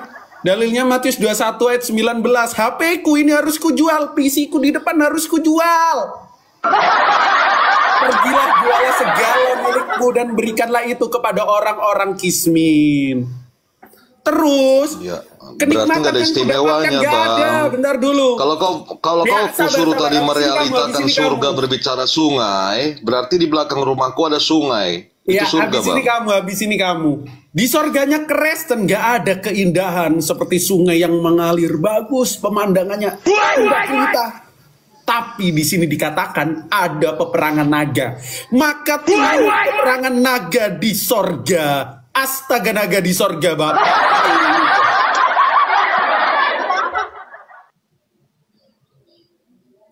Silakan. Makanya aku bilang, aku tanya kau tadi, surga dalam Islam itu nyata. Lalu kau realitakanlah surga itu berbicara tentang sungai. Di belakang rumahku ini ada sungai. Berarti aku sudah berada di surganya Islam. Gak apa-apa lah. Seperti itu ya, aku Bang? juga kayak gitu nyalai. Aku pun mualafnya aku kan. Yang penting sungai daripada aku melihat perang naga kayak mana. Please charge. Iya, makanya Mending bukan sungai, naga enggak tadi. apa-apa. Mending sungai daripada ngelihat perang-perang naga. Apa istimewanya sehingga kau berpindah? Apa istimewanya kalian melihat berpindah? perang naga di dalam situ, coba aku tanya. Nggak ada istimewanya itu. Nah itu makanya lebih bagus cuma di sungai. Iya, lebih bagus aku mengatakan tidak ada istimewanya daripada kalian mengklaim ada istimewa. Ada istimewanya, sungai, ada air, ada Di Indonesia ini pasir-pasirnya. juga banyak Ini perang sungai. naga berarti hembusan api Biasa semua dong. aja. Di Indonesia banyak sungai dan itu biasa aja. Enggak masalah, enggak masalah. Yang penting enggak masalah, yang penting sungai. Jangankan kami tidak mau lihat ke perang-perang naga gituan, udah kayak Brahma Kumbara, tutur tinular gitu. Iya, mana istimewanya sehingga kau berpindah? Kau Pengajaran lah dulu apa yang kutanya sama anggap kau dengan secara minim istimewa? pikiranmu, perang naga atau milih sungai? Yang tidak ada pengajarannya pada agama Minim, lain minim sehingga dalam pikiranmu, berpindah. dalam minim ku bilang, dalam minim. Bilanglah kau tidak pintar, tapi kau milih sungai yang mengalir atau perang-perang naga. Low battery. Please charge. Ya, aku Pilih lebih mana? memilih perang naga karena itu istimewa. Karena aku lihat kalau sungai Lanjut, tiap hari kulihat di lanjut belakang lagi kau dia rumahku. milih perang naga. Apa efek sampingnya itu, Aki? Ya, aku udah tiap hari lihat lihat surga, sungai. Aku mau lihat yang lain. Oke, aku tambahin ya. Makanya istimewanya apa sehingga kau berpindah pengajaran Islam Yang itu pertama istimewa? gini. Tidak ada Oke, bentar pengajaran dulu. yang Diam. Aku jawab keistimewanya apa? Semua keinginan kita, bahkan keinginan kedagingan di sorga itu akan dikabulkan. Jadi kita tidak akan melihat keburukan atau kita akan tidak menodai mata kita. Ada terjadi perang naga di sorga. Astaga, naga di sorga, Bapak. Dalam Fusilat ayat 31 di sini dikatakan di dalamnya surga jannah, kamu akan memperoleh apa yang kamu sukai dan apa yang kamu minta. Jadi misal nih, di sorga boh, aku ingin makan yang enak-enak, hal yang enak-enak. Tidur misal, aku minta ke malaikat. Malaikat coba gambarin aku di hotel bintang 15 yang nggak ada perang naga di sana. Dikabulin. Dalilnya jelas Fusilat 31. Jadi sorga kami nggak ada orang sundal, nggak ada orang jualan minyak, tetapi adanya kenikmatan. Gitu. ya di bumi juga aku dapat yang seperti itu. Untuk apa aku ke situ? Di bumi bisa nggak kamu meminta apa yang kamu minta bakal dikabulin? Bisa. Siapa yang ngabulin? Yang ada di bumi. Enggak, ini loh. Yang kamu minta bisa nggak dikabulin kalau di bumi? Kan nggak bisa. Bisa, Bang. Yang ada di bumi yang mengabulkan. Kalau kau Coba mau minta minta BMG. makan, kalau kau mau minta makan sekarang ada aplikasi online, kau bisa Kan pesan. itu keluar duit, dodol, gabrol. Jelas. Sekarang gini lah kalau kau bisa Luar memang biasa. dikabulkan Luki. Aku minta satu, coba kau dalam sekarang berdoa kau dengan keras-keras. Aku minta roomnya Arif RH rungkat dalam 1 detik. Nah, itu nggak keinginanku. Tapi kan sesuai keinginan kita masing-masing. Udah lewat 1 detik.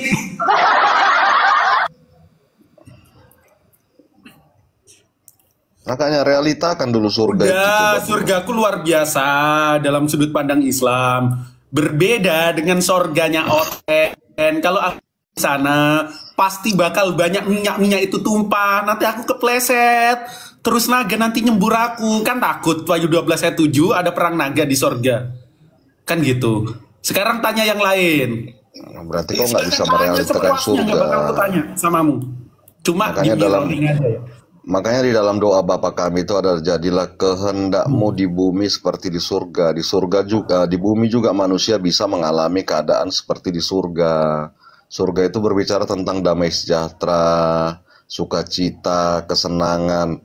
Neraka itu diceritakan di sana tempat yang terdapat kesedihan, ratap tangis, kertak gigi. Kalau gemertak gigi itu berbicara tentang kau marah-marah. kesedihan itu berbicara kau berduka, hatimu sedih, itu neraka, bisa kurealitakan. Sementara kau tadi menyatakan surga itu realitanya sungai, di belakang rumahku ada sungai. Itu nggak kuanggap surga. Aku jelasin. Yang pertama, Allah Ta'ala ketika menggambarkan surga, itu Allah menggambarkan dengan hal-hal yang luar biasa, penuh keindahan serta penuh kenikmatan. Berbeda dengan kitab lain ketika menggambarkan surga, isinya luar biasa. Surga apa surga itu, teman-teman? Itu. Yang kedua, dalam surat Fusilat ayat 31, keinginan kita di surga nanti, semua bahkan keinginan kedagingan itu akan dikabulkan oleh Allah Subhanahu wa Ta'ala. Jadi hal-hal berupa kenikmatan itu menjadi ganjaran kita. Karena apa? Umat Islam dijamin surganya oleh Nabi Muhammad. Ada di Bukhari 7280. Nggak tahu Kristen ada yang ngejamin nggak? Walaupun dijamin nggak mau aku masuk surga, nanti kepleset. Banyak orang yang jual minyak. Iya bang, makanya kau ini katakan surga itu gambarannya tempat yang indah. Kau ngerti nggak gambaran itu adalah bukan hal yang nyata. Kau tadi berbicara yang nyata. Loh, jadi kau ini udah muter-muter. Gambaran tentang gambaran itu ketika kau digambarkan, ketika kau bercermin, itu bukan hal yang nyata di cermin itu, bang. Jawab. Gambaran tentang dirimu, tentang gambaran. Bro, gambaran itu bukan hal nyata, bang. Suaraku kalah gede ya, teman-teman. Gambaran tentang naga nyata nggak? Ya nggak nyata. Surgamu nggak nyata dong. Ketawa. Berarti fiksi dong, bro. Fiksi dong. Ketawa dulu. Mana ketawa? Makanya kau bercerita tentang gambaran surga. Gambaran itu sesuatu yang tidak nyata. Fiksi surgamu. Makanya kau berbicara gambaran surga itu. Tadi kau bilang sungai-sungai di tempatmu itu sama dengan fiksi yang kami ceritain. Kalau kami beda. Asli itu dilukiskan. Mana ada dilukiskan? Di situ nggak ada tertulis dilukiskan. Bahkan kami mengatakan itu nyata. Kau tadi mengakui apa?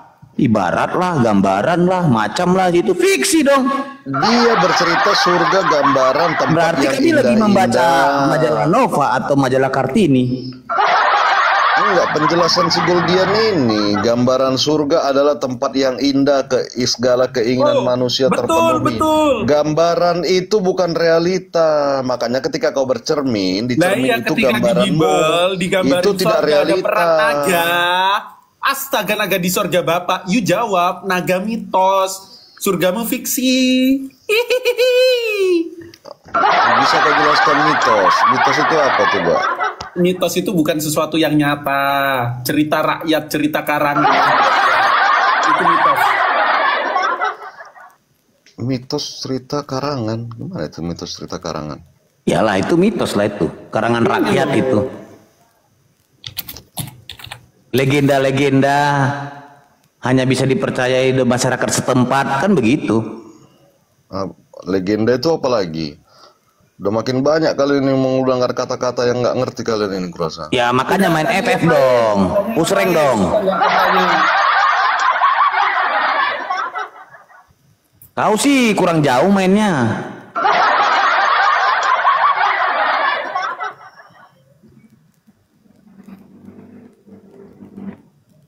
Tanya yang lain, bro.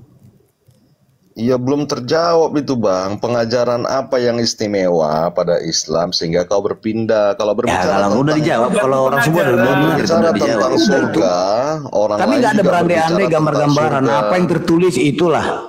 Nggak ada kami tafsir-tafsir itu. Kayak tadi kau bilang itu kan gambaran, lukisan, fiksi. Kalau berbicara surga, agama lain juga berbicara, menginformasikan tentang surga, hidup setelah kematian, eskatologi. Makanya apa pengajaran istimewa? Iya bang, kalau gambaran surga di Matius 21 lebih lucu lagi. Nggak ada manusia-manusia suci di situ. Pemungut-pemungut cukai dengan perempuan sandal duluan di situ. Iya, kalau berbicara surga semua agama menceritakan hal yang serupa. Makanya dari di Matius 25 pada itu juga agama lain yang bodoh.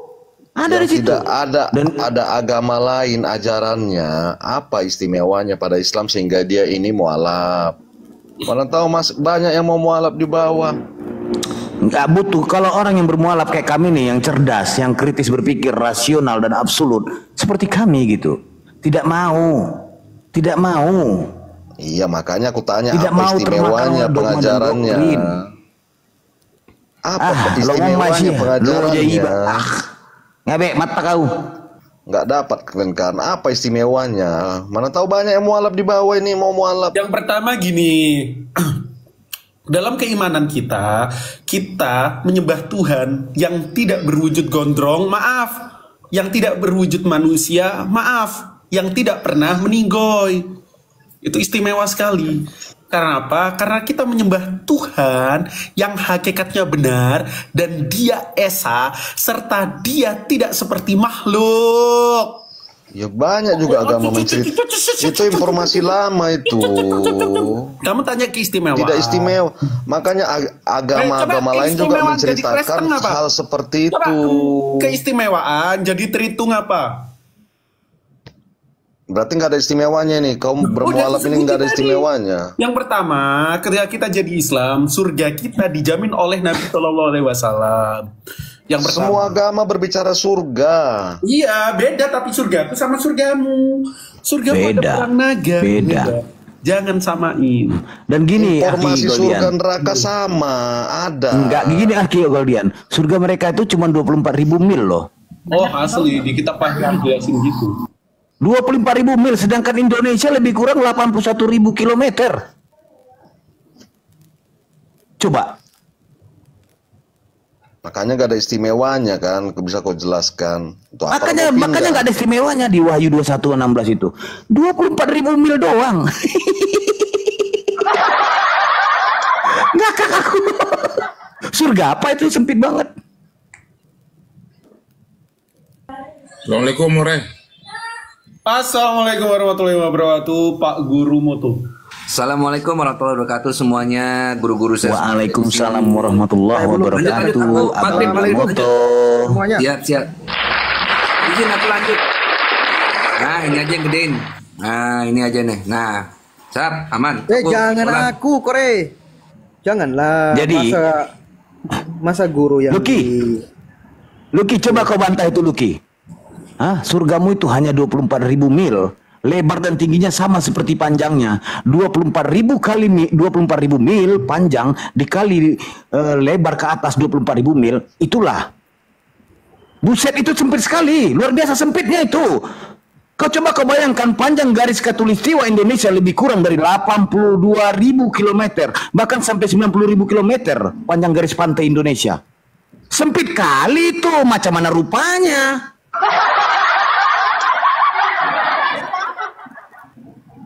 Aku membaca ya, tidak menghujat, aku membaca. Iya, makanya kalau berbicara nih, surga, ada nih. semua agama juga menjamin. Luki, kau kan Tidak tanya nih, apa nih keistimewaan? Iya, tidak ada agama yang tidak menjamin surga kepada pengikutnya, kelompoknya. Semua agama menjamin.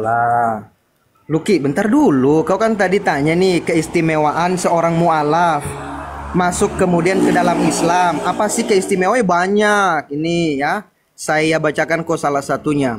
Dari Abu Hurairah radhiyallahu anhu, Rasulullah sallallahu alaihi wasallam bersabda, "Jika baik keislaman seseorang di antara kalian, maka setiap kebaikan yang dilakukan akan ditulis 10 kali lipat sampai 700 kali lipat." Itulah tuh. Dari Hakim bin Hizam radhiyallahu anhu, ia berkata, "Wahai Rasulullah, apakah engkau memandang perbuatan-perbuatan baik yang aku lakukan sewaktu masa jahiliyah?" Artinya ini semasa fase sebelum Islam, seperti sedekah, membebaskan budak atau silaturahmi tetap mendapat pahala. Maka Nabi sallallahu alaihi wasallam bersabda, "Engkau telah masuk Islam beserta semua kebaikanmu yang dahulu." Artinya dosa yang kemarin itu telah diampuni Allah dan telah dihapuskan. Loh, di mana dalilnya? Banyak. Ini saya langsung ya. Maka aku berkata agar aku diampuni. Maka Nabi Shallallahu Alaihi Wasallam bersabda atau berkata, apakah engkau belum tahu bahwa sesungguhnya Islam itu menghapus dosa-dosa yang dilakukan sebelumnya? Hijrah itu menghapus dosa-dosa sebelum, dan haji itu menghapus dosa-dosa sebelumnya.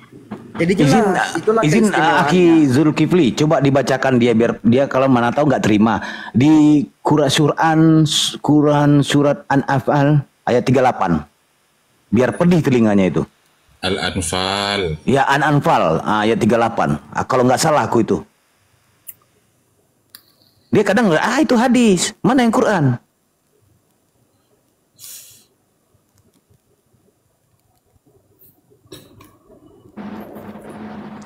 Kadang percuma juga kita kasihkan semua, sedang Goldian tadi memberikan itu dia tidak terima. Mana. Ya udahlah, kita serang aja sekalian surganya. Sebenarnya tugas laki di sini tanya doang tentang Islam, nggak bakal ditanya balik, tapi ngajak berpolemik, ya udah. Iya. Anak Aki Zulkifli, Aki gelap itu. Nah, ini dia terang. An-Anfal 38. Ini nggak hadis ya.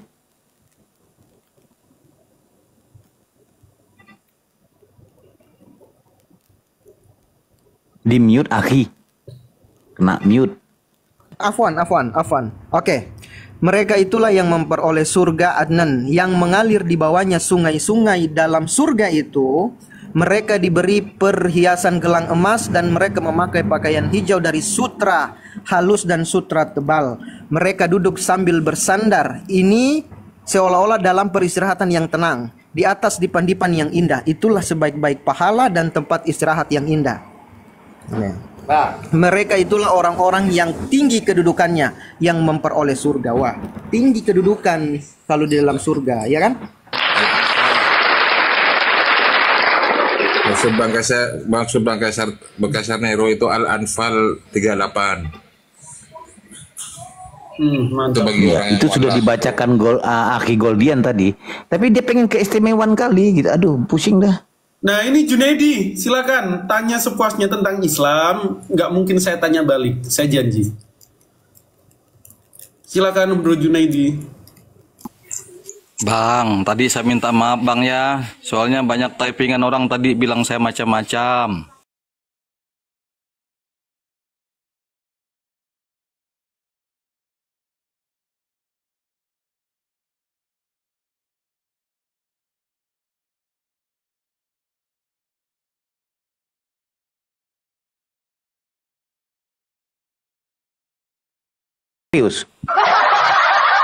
Iya, di situ tadi. Padahal kan saya disuruh nanya kan, lalu saya juga yang salah kan gitu. Ya udah nanya, tapi nggak usah framing. Setelah dijawab, diem. Kalau pengen bantah sekali aja.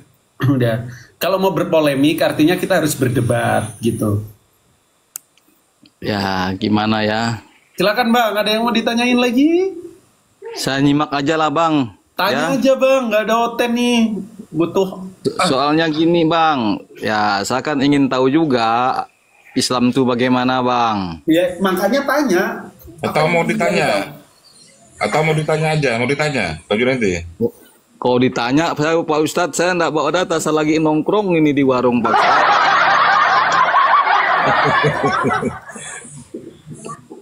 Lagi asik-asik nih dengan kawan-kawan yang nongkrong nih Pak Ustadz. Lagi sambil-sambil yang dasar-dasar aja.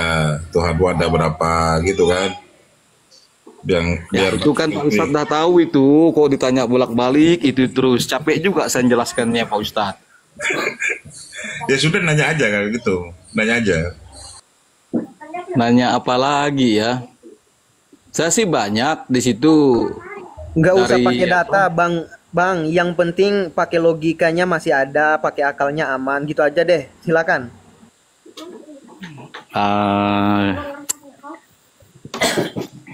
Banyak apa ya? Nanti Kimoto, saya besarkan ya Kimoto ya.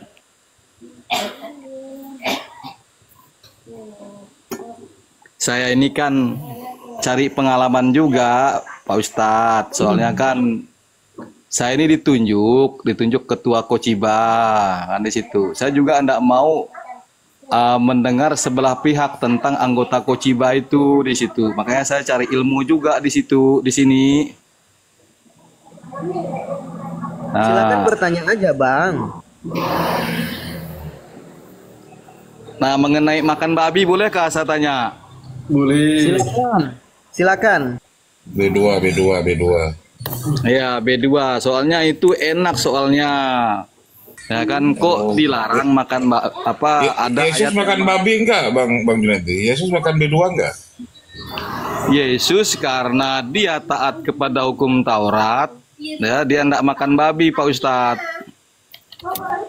Nah, di situ. Nah, tetapi pada ayat dalam Perjanjian Baru itu kalau enggak salah di Markus 7 ayat 19 itu semua makanan boleh engkau makan, kan di situ dia ya, makanan-makanan yang sehat lah, yang bisa dimakan lah. Di mana? Nah, Di itu mana ayatnya? Di mana ayatnya itu? Di mana ayatnya? Ada itu kalau tidak salah di Markus 7 ayat 19 atau ayat 29 itu. Semua yang masuk ke mulut itu. Iya, di situ semua kan dibuang di jamban kan di situ. Nah, itu. Berarti walaupun kunci roda nggak apa-apa ya dimakan ya? Ya kalau bisa dimakan ya dimakan, kalau tidak membahayakan kan di situ dia. Oke, ya. Air ketuban boleh diminum, air ketuban. Masuk. Kalau mau makannya silakan. Enggak, air ketuban boleh diminum, air ketuban. Masih ada? Boleh juga kalau kita mau makannya. Memang maruk lah kafir-kafir nih. Jadi Junaidi gini, dalam Islam itu babi boleh makan, anjing boleh makan, gitu aja konsepnya, gampang kan? Kan ada itu di Al-Maidah berapa tuh, di Al-Maidah 5 kah? Ya kan di situ. Ya setiap sembelihan itu boleh dimakan. Enggak, itu larangan. Kalau di Islam itu anjing boleh makan, babi boleh makan, udah simple. Nah itu sekali-sekali nanti Bang kita makan Bang, makan anjing, makan B2 tuh enak. Kita nggak makan anjing, nggak makan babi. Di Islam itu anjing boleh makan, babi boleh makan. Untuk apa kami ngelarang anjing sama babi buat makan? Dimin aja, biarin aja. Iya, makan rumput lah, makan daging. Enak Ngapain itu. kami bingung-bingung? Di Islam itu gitu, simple. Jadi anjing boleh makan, babi boleh makan, udah simple. Ngapain kami pusing-pusing? Iya itulah. Kadang-kadang kan. Udah, Junaidi mau dijawab dulu.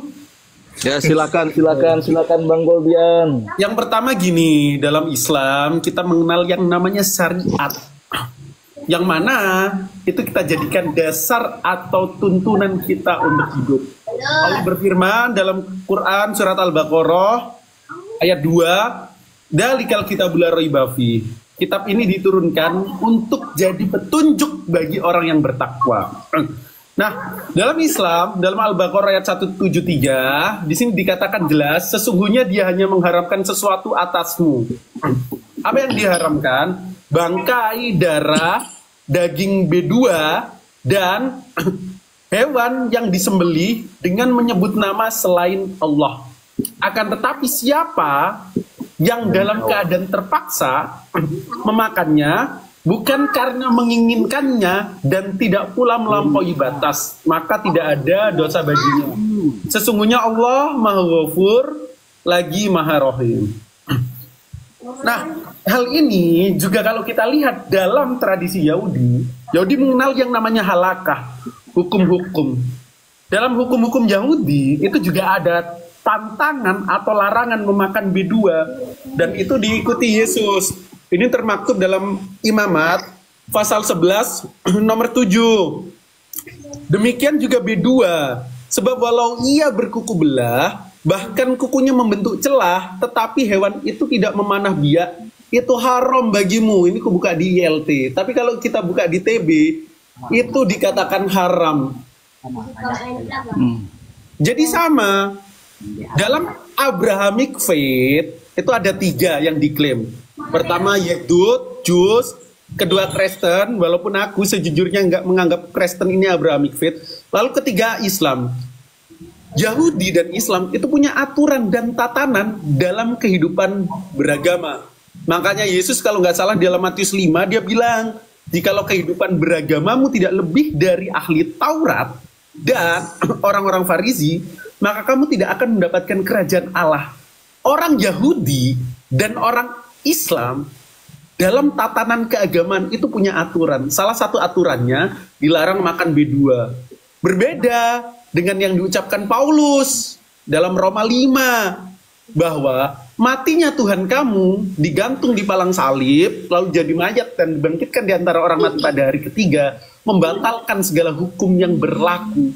Jadi tatanan halakah atau misfot dalam keimanan Kristen itu tidak ada. Sedangkan dalam Islam jelas tuntunan dan syariat-syariatnya ada. Demikian. Tapi kan kalau untuk binatang-binatang yang haram itu kan seperti onta. Kenapa Bang Goldian juga percaya dengan imamat itu? Kalau misalnya onta juga ada kok yang dimakan oleh orang Islam tuh, apa masalahnya tuh? Kok enggak diharamkan? Lalu apa namanya? yang tidak bersisik juga kan di situ banyak juga. Saya lihat teman-teman saya tuh makan ikan lele, kok enggak diharamkan gitu. Berarti mereka enggak taat ya kepada ininya, kepada apa perintah-perintah itu ya. Bukan gitu Junaidi, yang diperintahkan dilarang dimakan itu di Al-Maidah kan gitu ya. Kami tunduk dan patuh terhadap itu. Nah, di kitab kalian ternyata di imamat juga dijelaskan bahwa salah satunya yang bersisik, makanan yang tidak bersisik, ikan yang tidak bersisik, terus unta, terus B2 itu kan nggak boleh dimakan gitu kan. Kami jelas tunduk patuh di Al-Maidah kan gitu. Nah kalian, kenapa di kitab kalian itu tertulis sedangkan kalian itu tidak menjalani kan gitu. Jadinya paham ya? Perspektifnya dari dua kitab suci yang mengatur masing-masing dari umatnya. Ternyata apa yang dilarang di dalam kitab kami juga ternyata sama. Ya. Ada kesamaannya juga binatangnya di kitab kalian juga. Kalau kami patuh nggak dimakan. Nah, kalau kalian kenapa dimakan gitu? Larangannya ada. Gitu Junaidi. Izin Akimoto, saya mau sampaikan dulu bersama beliau ini. Itu kan dari sisi Al-Quran ya, atau dari sisi syariat Islam. Nih, ini dari Alo Dokter ya. Ini dari segi kesehatan nih. Tapi sebelum saya mau sampaikan ke Bang Junaidi, gini Bang Junaidi, di dalam Islam itu, kalau kemudian lebih banyak mudaratnya atau yang membahayakan bagi tubuh, bagi kesehatan kita, maka itu dilarang. Jangan. Karena kenapa? Mari kita lihat rasionya. Ternyata rasionya dari yang Abang jelaskan tadi itu, kenapa di Abang bisa dimakan, kenapa di dalam Islam tidak bisa? Ya karena banyak mudaratnya. Dingin nih.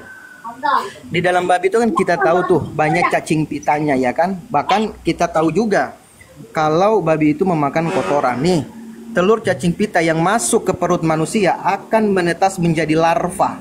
Selanjutnya larva bergerak menuju saluran pencernaan dan masuk ke peredaran darah. Cacing pita juga menginfeksi bagian lain di dalam tubuh manusia seperti otot, mata dan otak. Ya kan? Nah, banyak sekali kemudaratan yang ada di dalam babi itu. Nah, itulah kemudian alasannya kenapa di dalam Islam itu tidak diperbolehkan. Di luar dari yang namanya medis, yaitu sekali haram tetap haram. Tidak bisa ada kata-kata tapi nggak boleh. Nah, itu dari sisi Islam. Nah, maka kita lihat lagi dari sisi medis, apa sih dan kenapa babi itu dilarang untuk dikonsumsi, ya kan? Karena banyak sekali sesuatu yang sangat berimbas bagi tubuh kita dan itu memicu yang namanya penyakit bahkan kanker. Ya kan? Nah, saya rasa Bang Junaidi sudah bisa memahami apa yang dimaksud dari pandangan sisi medis, begitupun dari pandangan dari sisi Islam menurut syariat-syariat itu, ya kan? Silakan. Iya Bang, paham saya Bang. Aku jawab. Tadi kan pertanyaannya, kalau di imamat tuh kayak binatang bersisik dilarang, terus apa tadi lele dilarang dan lain sebagainya. Yang pertama, Al-Quran datang itu menjadi pedoman bagi umat manusia serta menasah dan memansuh hukum-hukum yang berlaku kepada bangsa Israel, terkhusus umat Yahudi. Jadi misal Dalam tradisi Israel puasa 40 hari. Lalu dibatalkan, dinasah, diganti dan dimansukh dalam syariat Islam puasa 30 hari. Dalam Al-Baqarah 106 jelas, ini juga berbicara tentang hukum, ada beberapa tafsir mengatakan itu. Manansah min ayah au nunsiha na'ti bi khairi minha au misliha. Ayat yang kami nasah, yakni hukum-hukum, kami batalkan atau kami jadikan manusia lupa padanya. Selanjutnya apa? Hukum itu pasti kami ganti dengan yang lebih baik. Jadi tatanan syariat, tatanan halakah yang dijadikan dasar orang Yahudi itu beragama atau dijadikan pedoman syariat, ketika Al-Quran turun untuk seluruh manusia, wa ma arsalnaka illa kafatan linnas, Nabi Muhammad diutus untuk seluruh manusia dan membawakan Al-Quran. Al-Baqarah 3, nazzalna alaikal kitaba bil haqqi musaddiqan lima baina yadayhi wa anzala taurata wal injil, membenarkan kitab sebelumnya yakni Torah dan Injil, itu datang menggantikan syariat-syariat yang dulu telah berlaku dan menyesuaikan dengan keadaan antropologi manusia di bawah kolong langit ini, yang tentu ketika syariat itu diberlakukan, kita mampu dan dapat mengerjakan amalan itu. Demikian.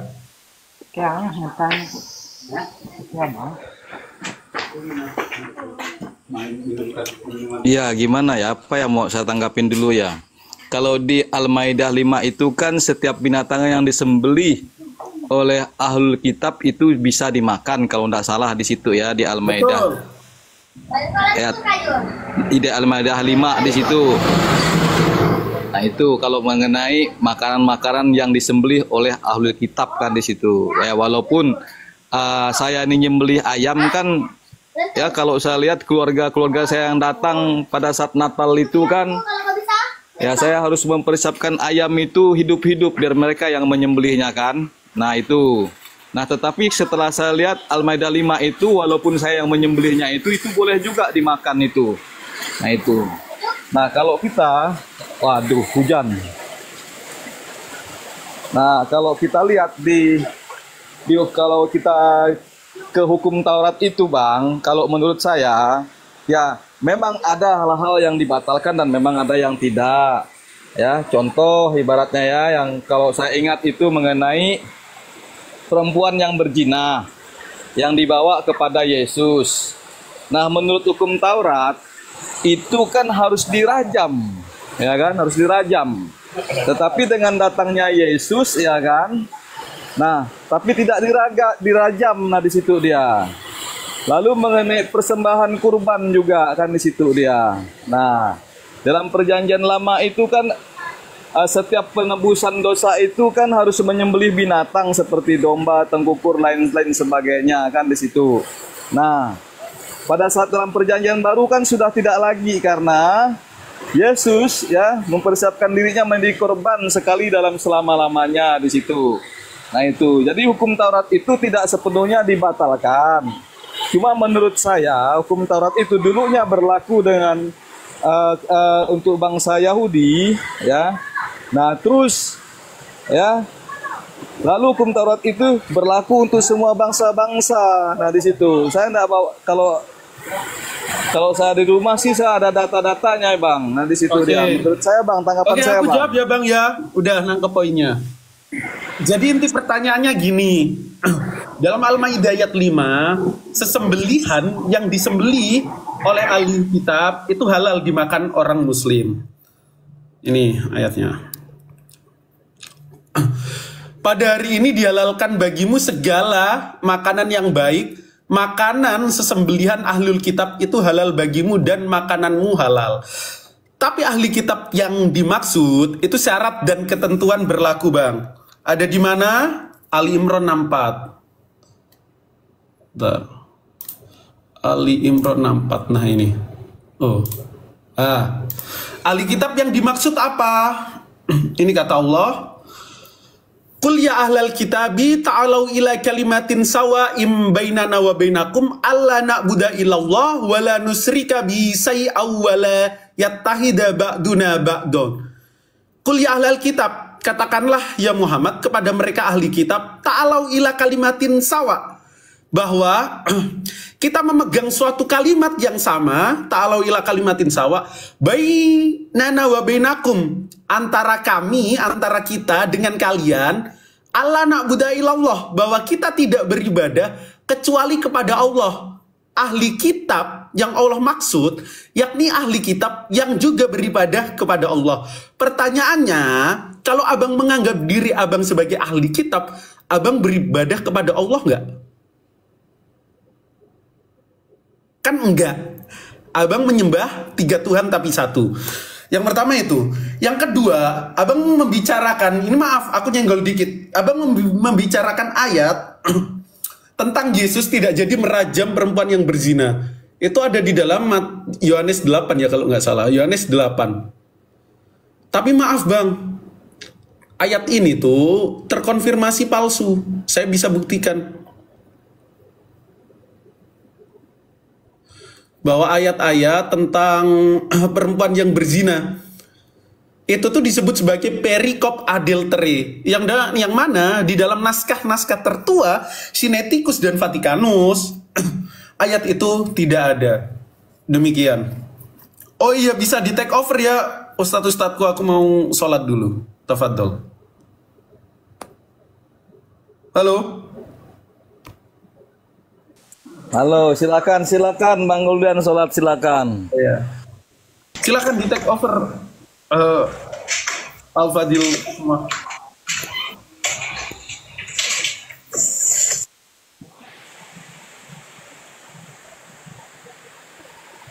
Jadi jadi begini ya.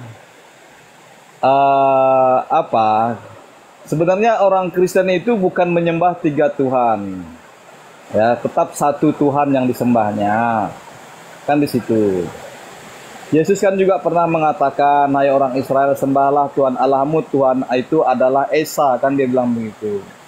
Nah, kami sebagai orang Kristen itu hanya menjelaskan tentang keesaan Tuhan itu, kebagaimanaan Tuhan yang Esa itu. Bukan berarti ada 3 Tuhan di situ, tetap kami menyembah satu Tuhan. Ya. Nah, keesaan itulah yang kami jelaskan di mana ya Allah yang Esa yaitu adalah Bapa yang mempunyai firman dan Roh Kudus di situ. Nah, jadi 3 pribadi satu hakikat.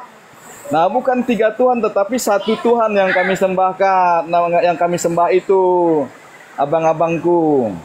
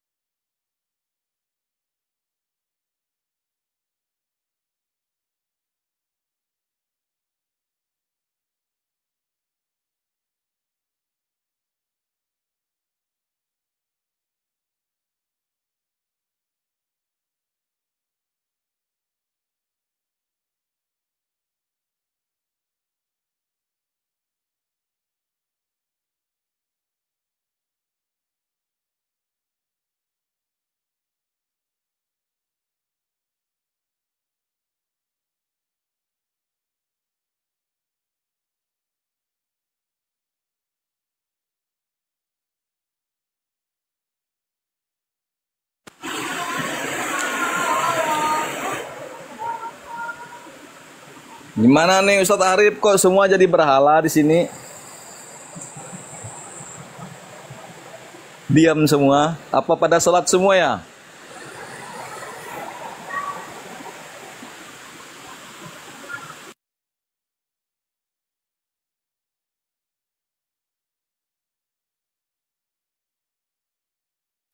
Sholat dulu. Ajar, kau nggak ajan, Jar. Nggak masjid kau, Jar. Assalamualaikum warahmatullahi wabarakatuh. Ini nomor 4, Jar. Apa mau dibahas Jun? Ada sholat itu sana. Nomor 7.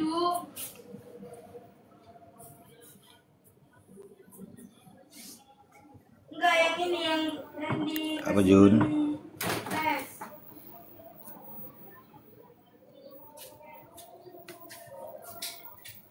Oh Juni. Kalau yang ini Ikut sholat juga kau udah? Ini dia.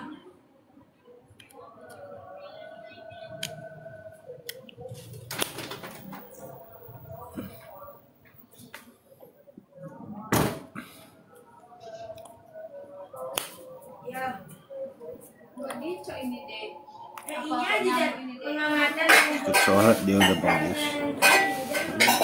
Ini mau bro, sini belum nih, masih belum waktu sholat.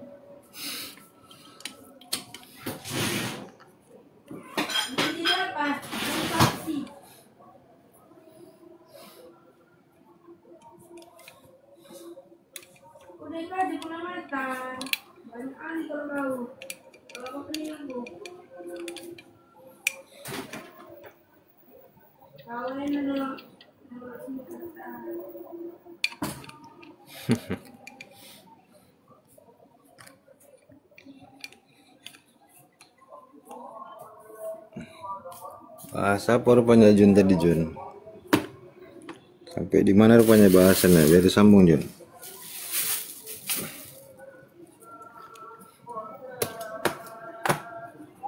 Cek nah masuk lagi. Silakan Bro Jun. Tanya apa lagi? Tanya sepuasnya. Saya nggak akan nanya balik.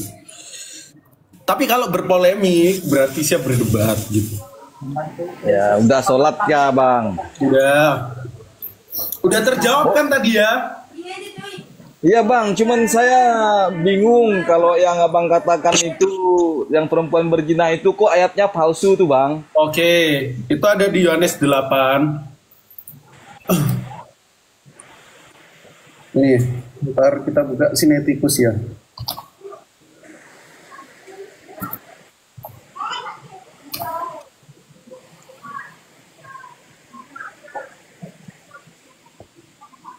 Ayat itu menurut sarjana kontemporer juga, sarjana modern disebut ayat yang disisipkan. Karena apa? Yang pertama, ayat itu nggak ada di naskah tertua.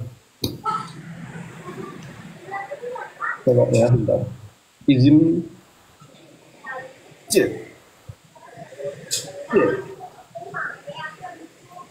Ini kita buka. Tahu ini kan Kodeks Sinaiticus? Ya lanjut bang. Oke, jadi Kodeks Sinaiticus itu salinan atau manuskrip Bible yang paling tua, sekitar abad keempat, tahun 300 something lah. Di sini kalau kita buka, ya, Bro Junet, di dalam Yohanes, mana aja ini? Chapter 8, itu, dia langsung lompat di ayat 12. Jadi cerita tentang perempuan yang berzina, yang mana Yesus suruh merajam dia, yang mana orang tidak berdosa suruh merajam dia, lalu nggak ada yang mau, itu nggak ada di naskah tertua. Itu disebut perikop adultery. Jadi langsung lompat di ayat 12.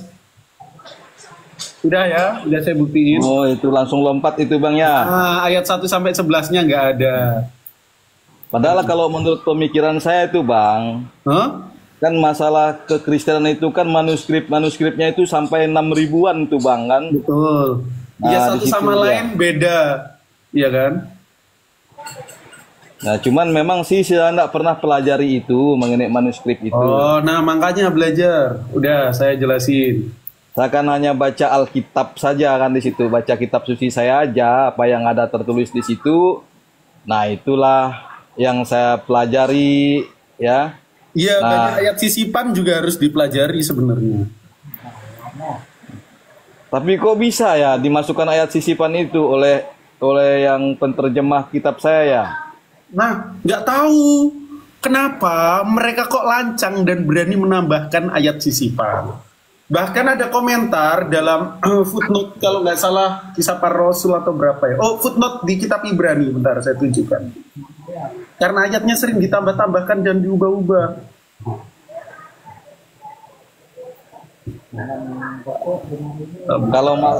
Kalau masalah revisi kan saya bisa paham lah revisi kan, mungkin karena ada kekurangan kosakata pada saat itu kan, jadi sesuai dengan perkembangan zaman, perkembangan bahasa. Ini yang dimaksud revisi terjemahan atau revisi teks suci bahasa asli? Ya, yang setahu saya sih, ya kalau masalah revisi itu mengenai ya teks terjemahan bang, maksud saya. Oh kalau terjemahan nggak apa-apa, tapi kalau teks asli direvisi, yang itu dianggap sebagai firman Tuhan, aneh dong. Firman Tuhan masa direvisi? Dan setahu saya teks aslinya itu kan ada Bang di museum-museum atau di Vatikan Roma sana. Teks asli apa? Nggak ada. Nggak ada teks asli Bible. Nggak ada teks asli Perjanjian Baru. Nggak ada. Silakan cek. Semua salinan. Semua salinan ya? Iya, nggak ada. Silakan bukain datanya, kasih tunjuk Goldian. Para sarjana New Testament juga ngakuin kok. Yang ditulis-tulis oleh para rasul itu gimana tuh Bang? Iya, nggak ada aslinya sampai sekarang. Cuma salinan yang ditemukan.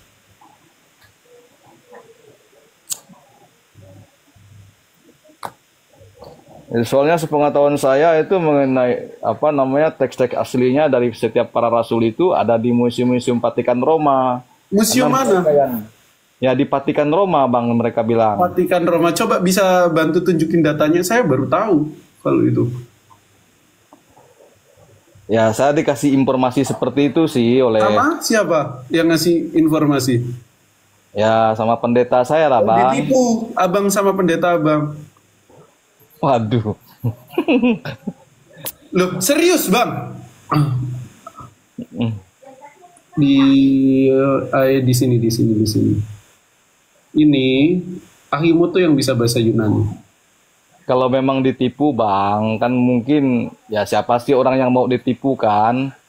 Ya pasti orang akan lari dari kekristenan ini Bang kalau memang. Nah iya, makanya belajar secara jujur. Coba bawa pendeta abang ke sini. Mana naskah asli?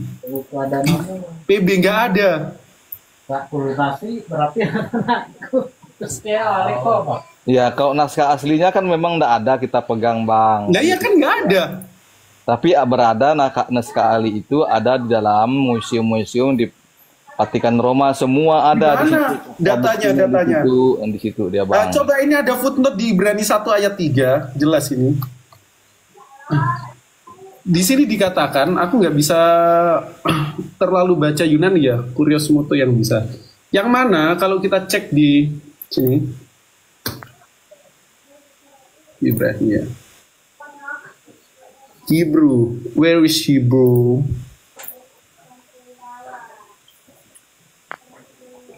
Nah, di sini itu ada footnote-nya yang bunyinya macam nih. Kalau mau ku terjemahin bahasa Indonesia, weh, binatang kau. Weh, sialan. Jangan menambahkan teks yang ada. Bahkan penyalin pun mewanti-wanti hal itu. Soalnya kerjaan mereka itu suka menambah-nambahkan teks agar mereka itu diuntungkan. Benar kata Allah, makanya fawailul lil ladzina yaktubunal kitaba biaidim summa yaquluna hada min indillah. Celakalah mereka yang menulis suatu kitab lalu mereka ngaku, oh ini dari Allah. Kan gitu. Dan ini juga terkonfirmasi kalau kita cek dalam, bahkan ada kutukan dahsyat dalam Wahyu 22 ayat 18. Ya kan tidak boleh menambahi atau mengurangi. Nah iya. Tapi kenapa mereka kerjanya kok menambahi? Bahkan Yohanes 8 ayat 1 sampai 11 nggak ada kok ditambahin. Alah, Goldian ini. Sabar, saya pengajaran. Pak Framing tanya sepuasnya ke saya. Aku bersaksi kepada setiap orang yang mendengarkan perkataan-perkataan nubuat dari kitab ini, jika seorang menambahkan sesuatu kepada perkataan-perkataan ini, maka Allah akan menambahkan kepadanya malapetaka, malapekata yang tertulis di dalam kitab ini. Ayat 19. Mario. Dan jikalau seseorang mengurangkan sesuatu dari perkataan-perkataan dari kitab nubuat ini, maka Allah akan mengambil bagiannya dari pohon kehidupan dan dari kota kudus seperti yang tertulis dalam kitab ini. Jadi penegasan tentang orang yang suka menambahkan biblos dalam salinannya itu dikutuk keras, termaktub dalam Wahyu 22 ayat 18. Kalianlah itu Goldian, kalianlah itu. Kok saya? Ya Al-Quran mulai itu. Aku tunjukin. Di Alkitab kami Yesus disalibkan. Gini, Tar Pak dulu. Freddy Di tanya Al-Quran, aja tentang Islam. di Alkitab kami Yesus disalibkan. Di Al-Quran Kalau mau kami Yesus berpolemik, tidak disalibkan. Jangan berpolemik. Yesus yang mana dulu kan gitu kan. Kalau orang yang mau Kalau mau berpolemik, Pak Framing harus siap debat dengan saya. Sekarang kita coba samakan dulu. Kalau seandainya Isa di Al-Quran kamu adalah Yesus, anak bin Maryam itu, mungkinkah dia tidak mati disalib? Oleh karena dia sudah mati disalib di kitab kami, berarti kalau kalian menguranginya, kalianlah laknatullahnya ke kalian lah itu. Oke, udah diem ya, aku jelasin. Yang pertama gini, kita Muslim tidak mengingkari yang namanya penyalipan itu. Kejadian penyalipan memang benar-benar terjadi. Tetapi dalam sudut pandang kita, Nabi yang dijaga oleh Allah, yakni Nabi Isa, itu tidak mungkin meninggoy secara terkutuk. Dalam An-Nisa 157 dijelaskan, wa qaulihim inna qatalna masiha Isa bin Maryam, Rasulullah. Kita buka ayatnya. Wa ma qataluhu wa ma salabuhu walakin subbihalahum. Yang perlu digarisbawahi pertama, kejadian penyalipan itu ada, kita Muslim tidak mengingkari fakta sejarah itu. Tetapi yang ditegaskan oleh Allah bahwa mereka wa qaulihim inna qatalna, sesungguhnya kami telah membunuh Al-Masih Isa putra Maryam Rasulullah, wa ma qataluhu wa ma salabuhu walakin subbihalahum. Dan mereka tidak membunuhnya serta tidak menyalibkan, tetapi hal yang sedemikian itu ditampakkan, walakin subbihalahum. Kalau kita cek dalam terjemahan bahasa Inggris ini lebih tepat. Yang pertama, Pak Framing, kita tidak mengingkari adanya penyalipan. Lalu yang kedua, Allah mengingkari kalau Yesus yang dijaga oleh Allah Ta'ala itu dibun-bun secara terkutuk. Berarti dalam Allahmu, kalau Allahmu diam dulu. Berarti itu mengurangi. Oke. Karena nggak mungkin, cukup diam dulu. Karena nggak mungkin Nabi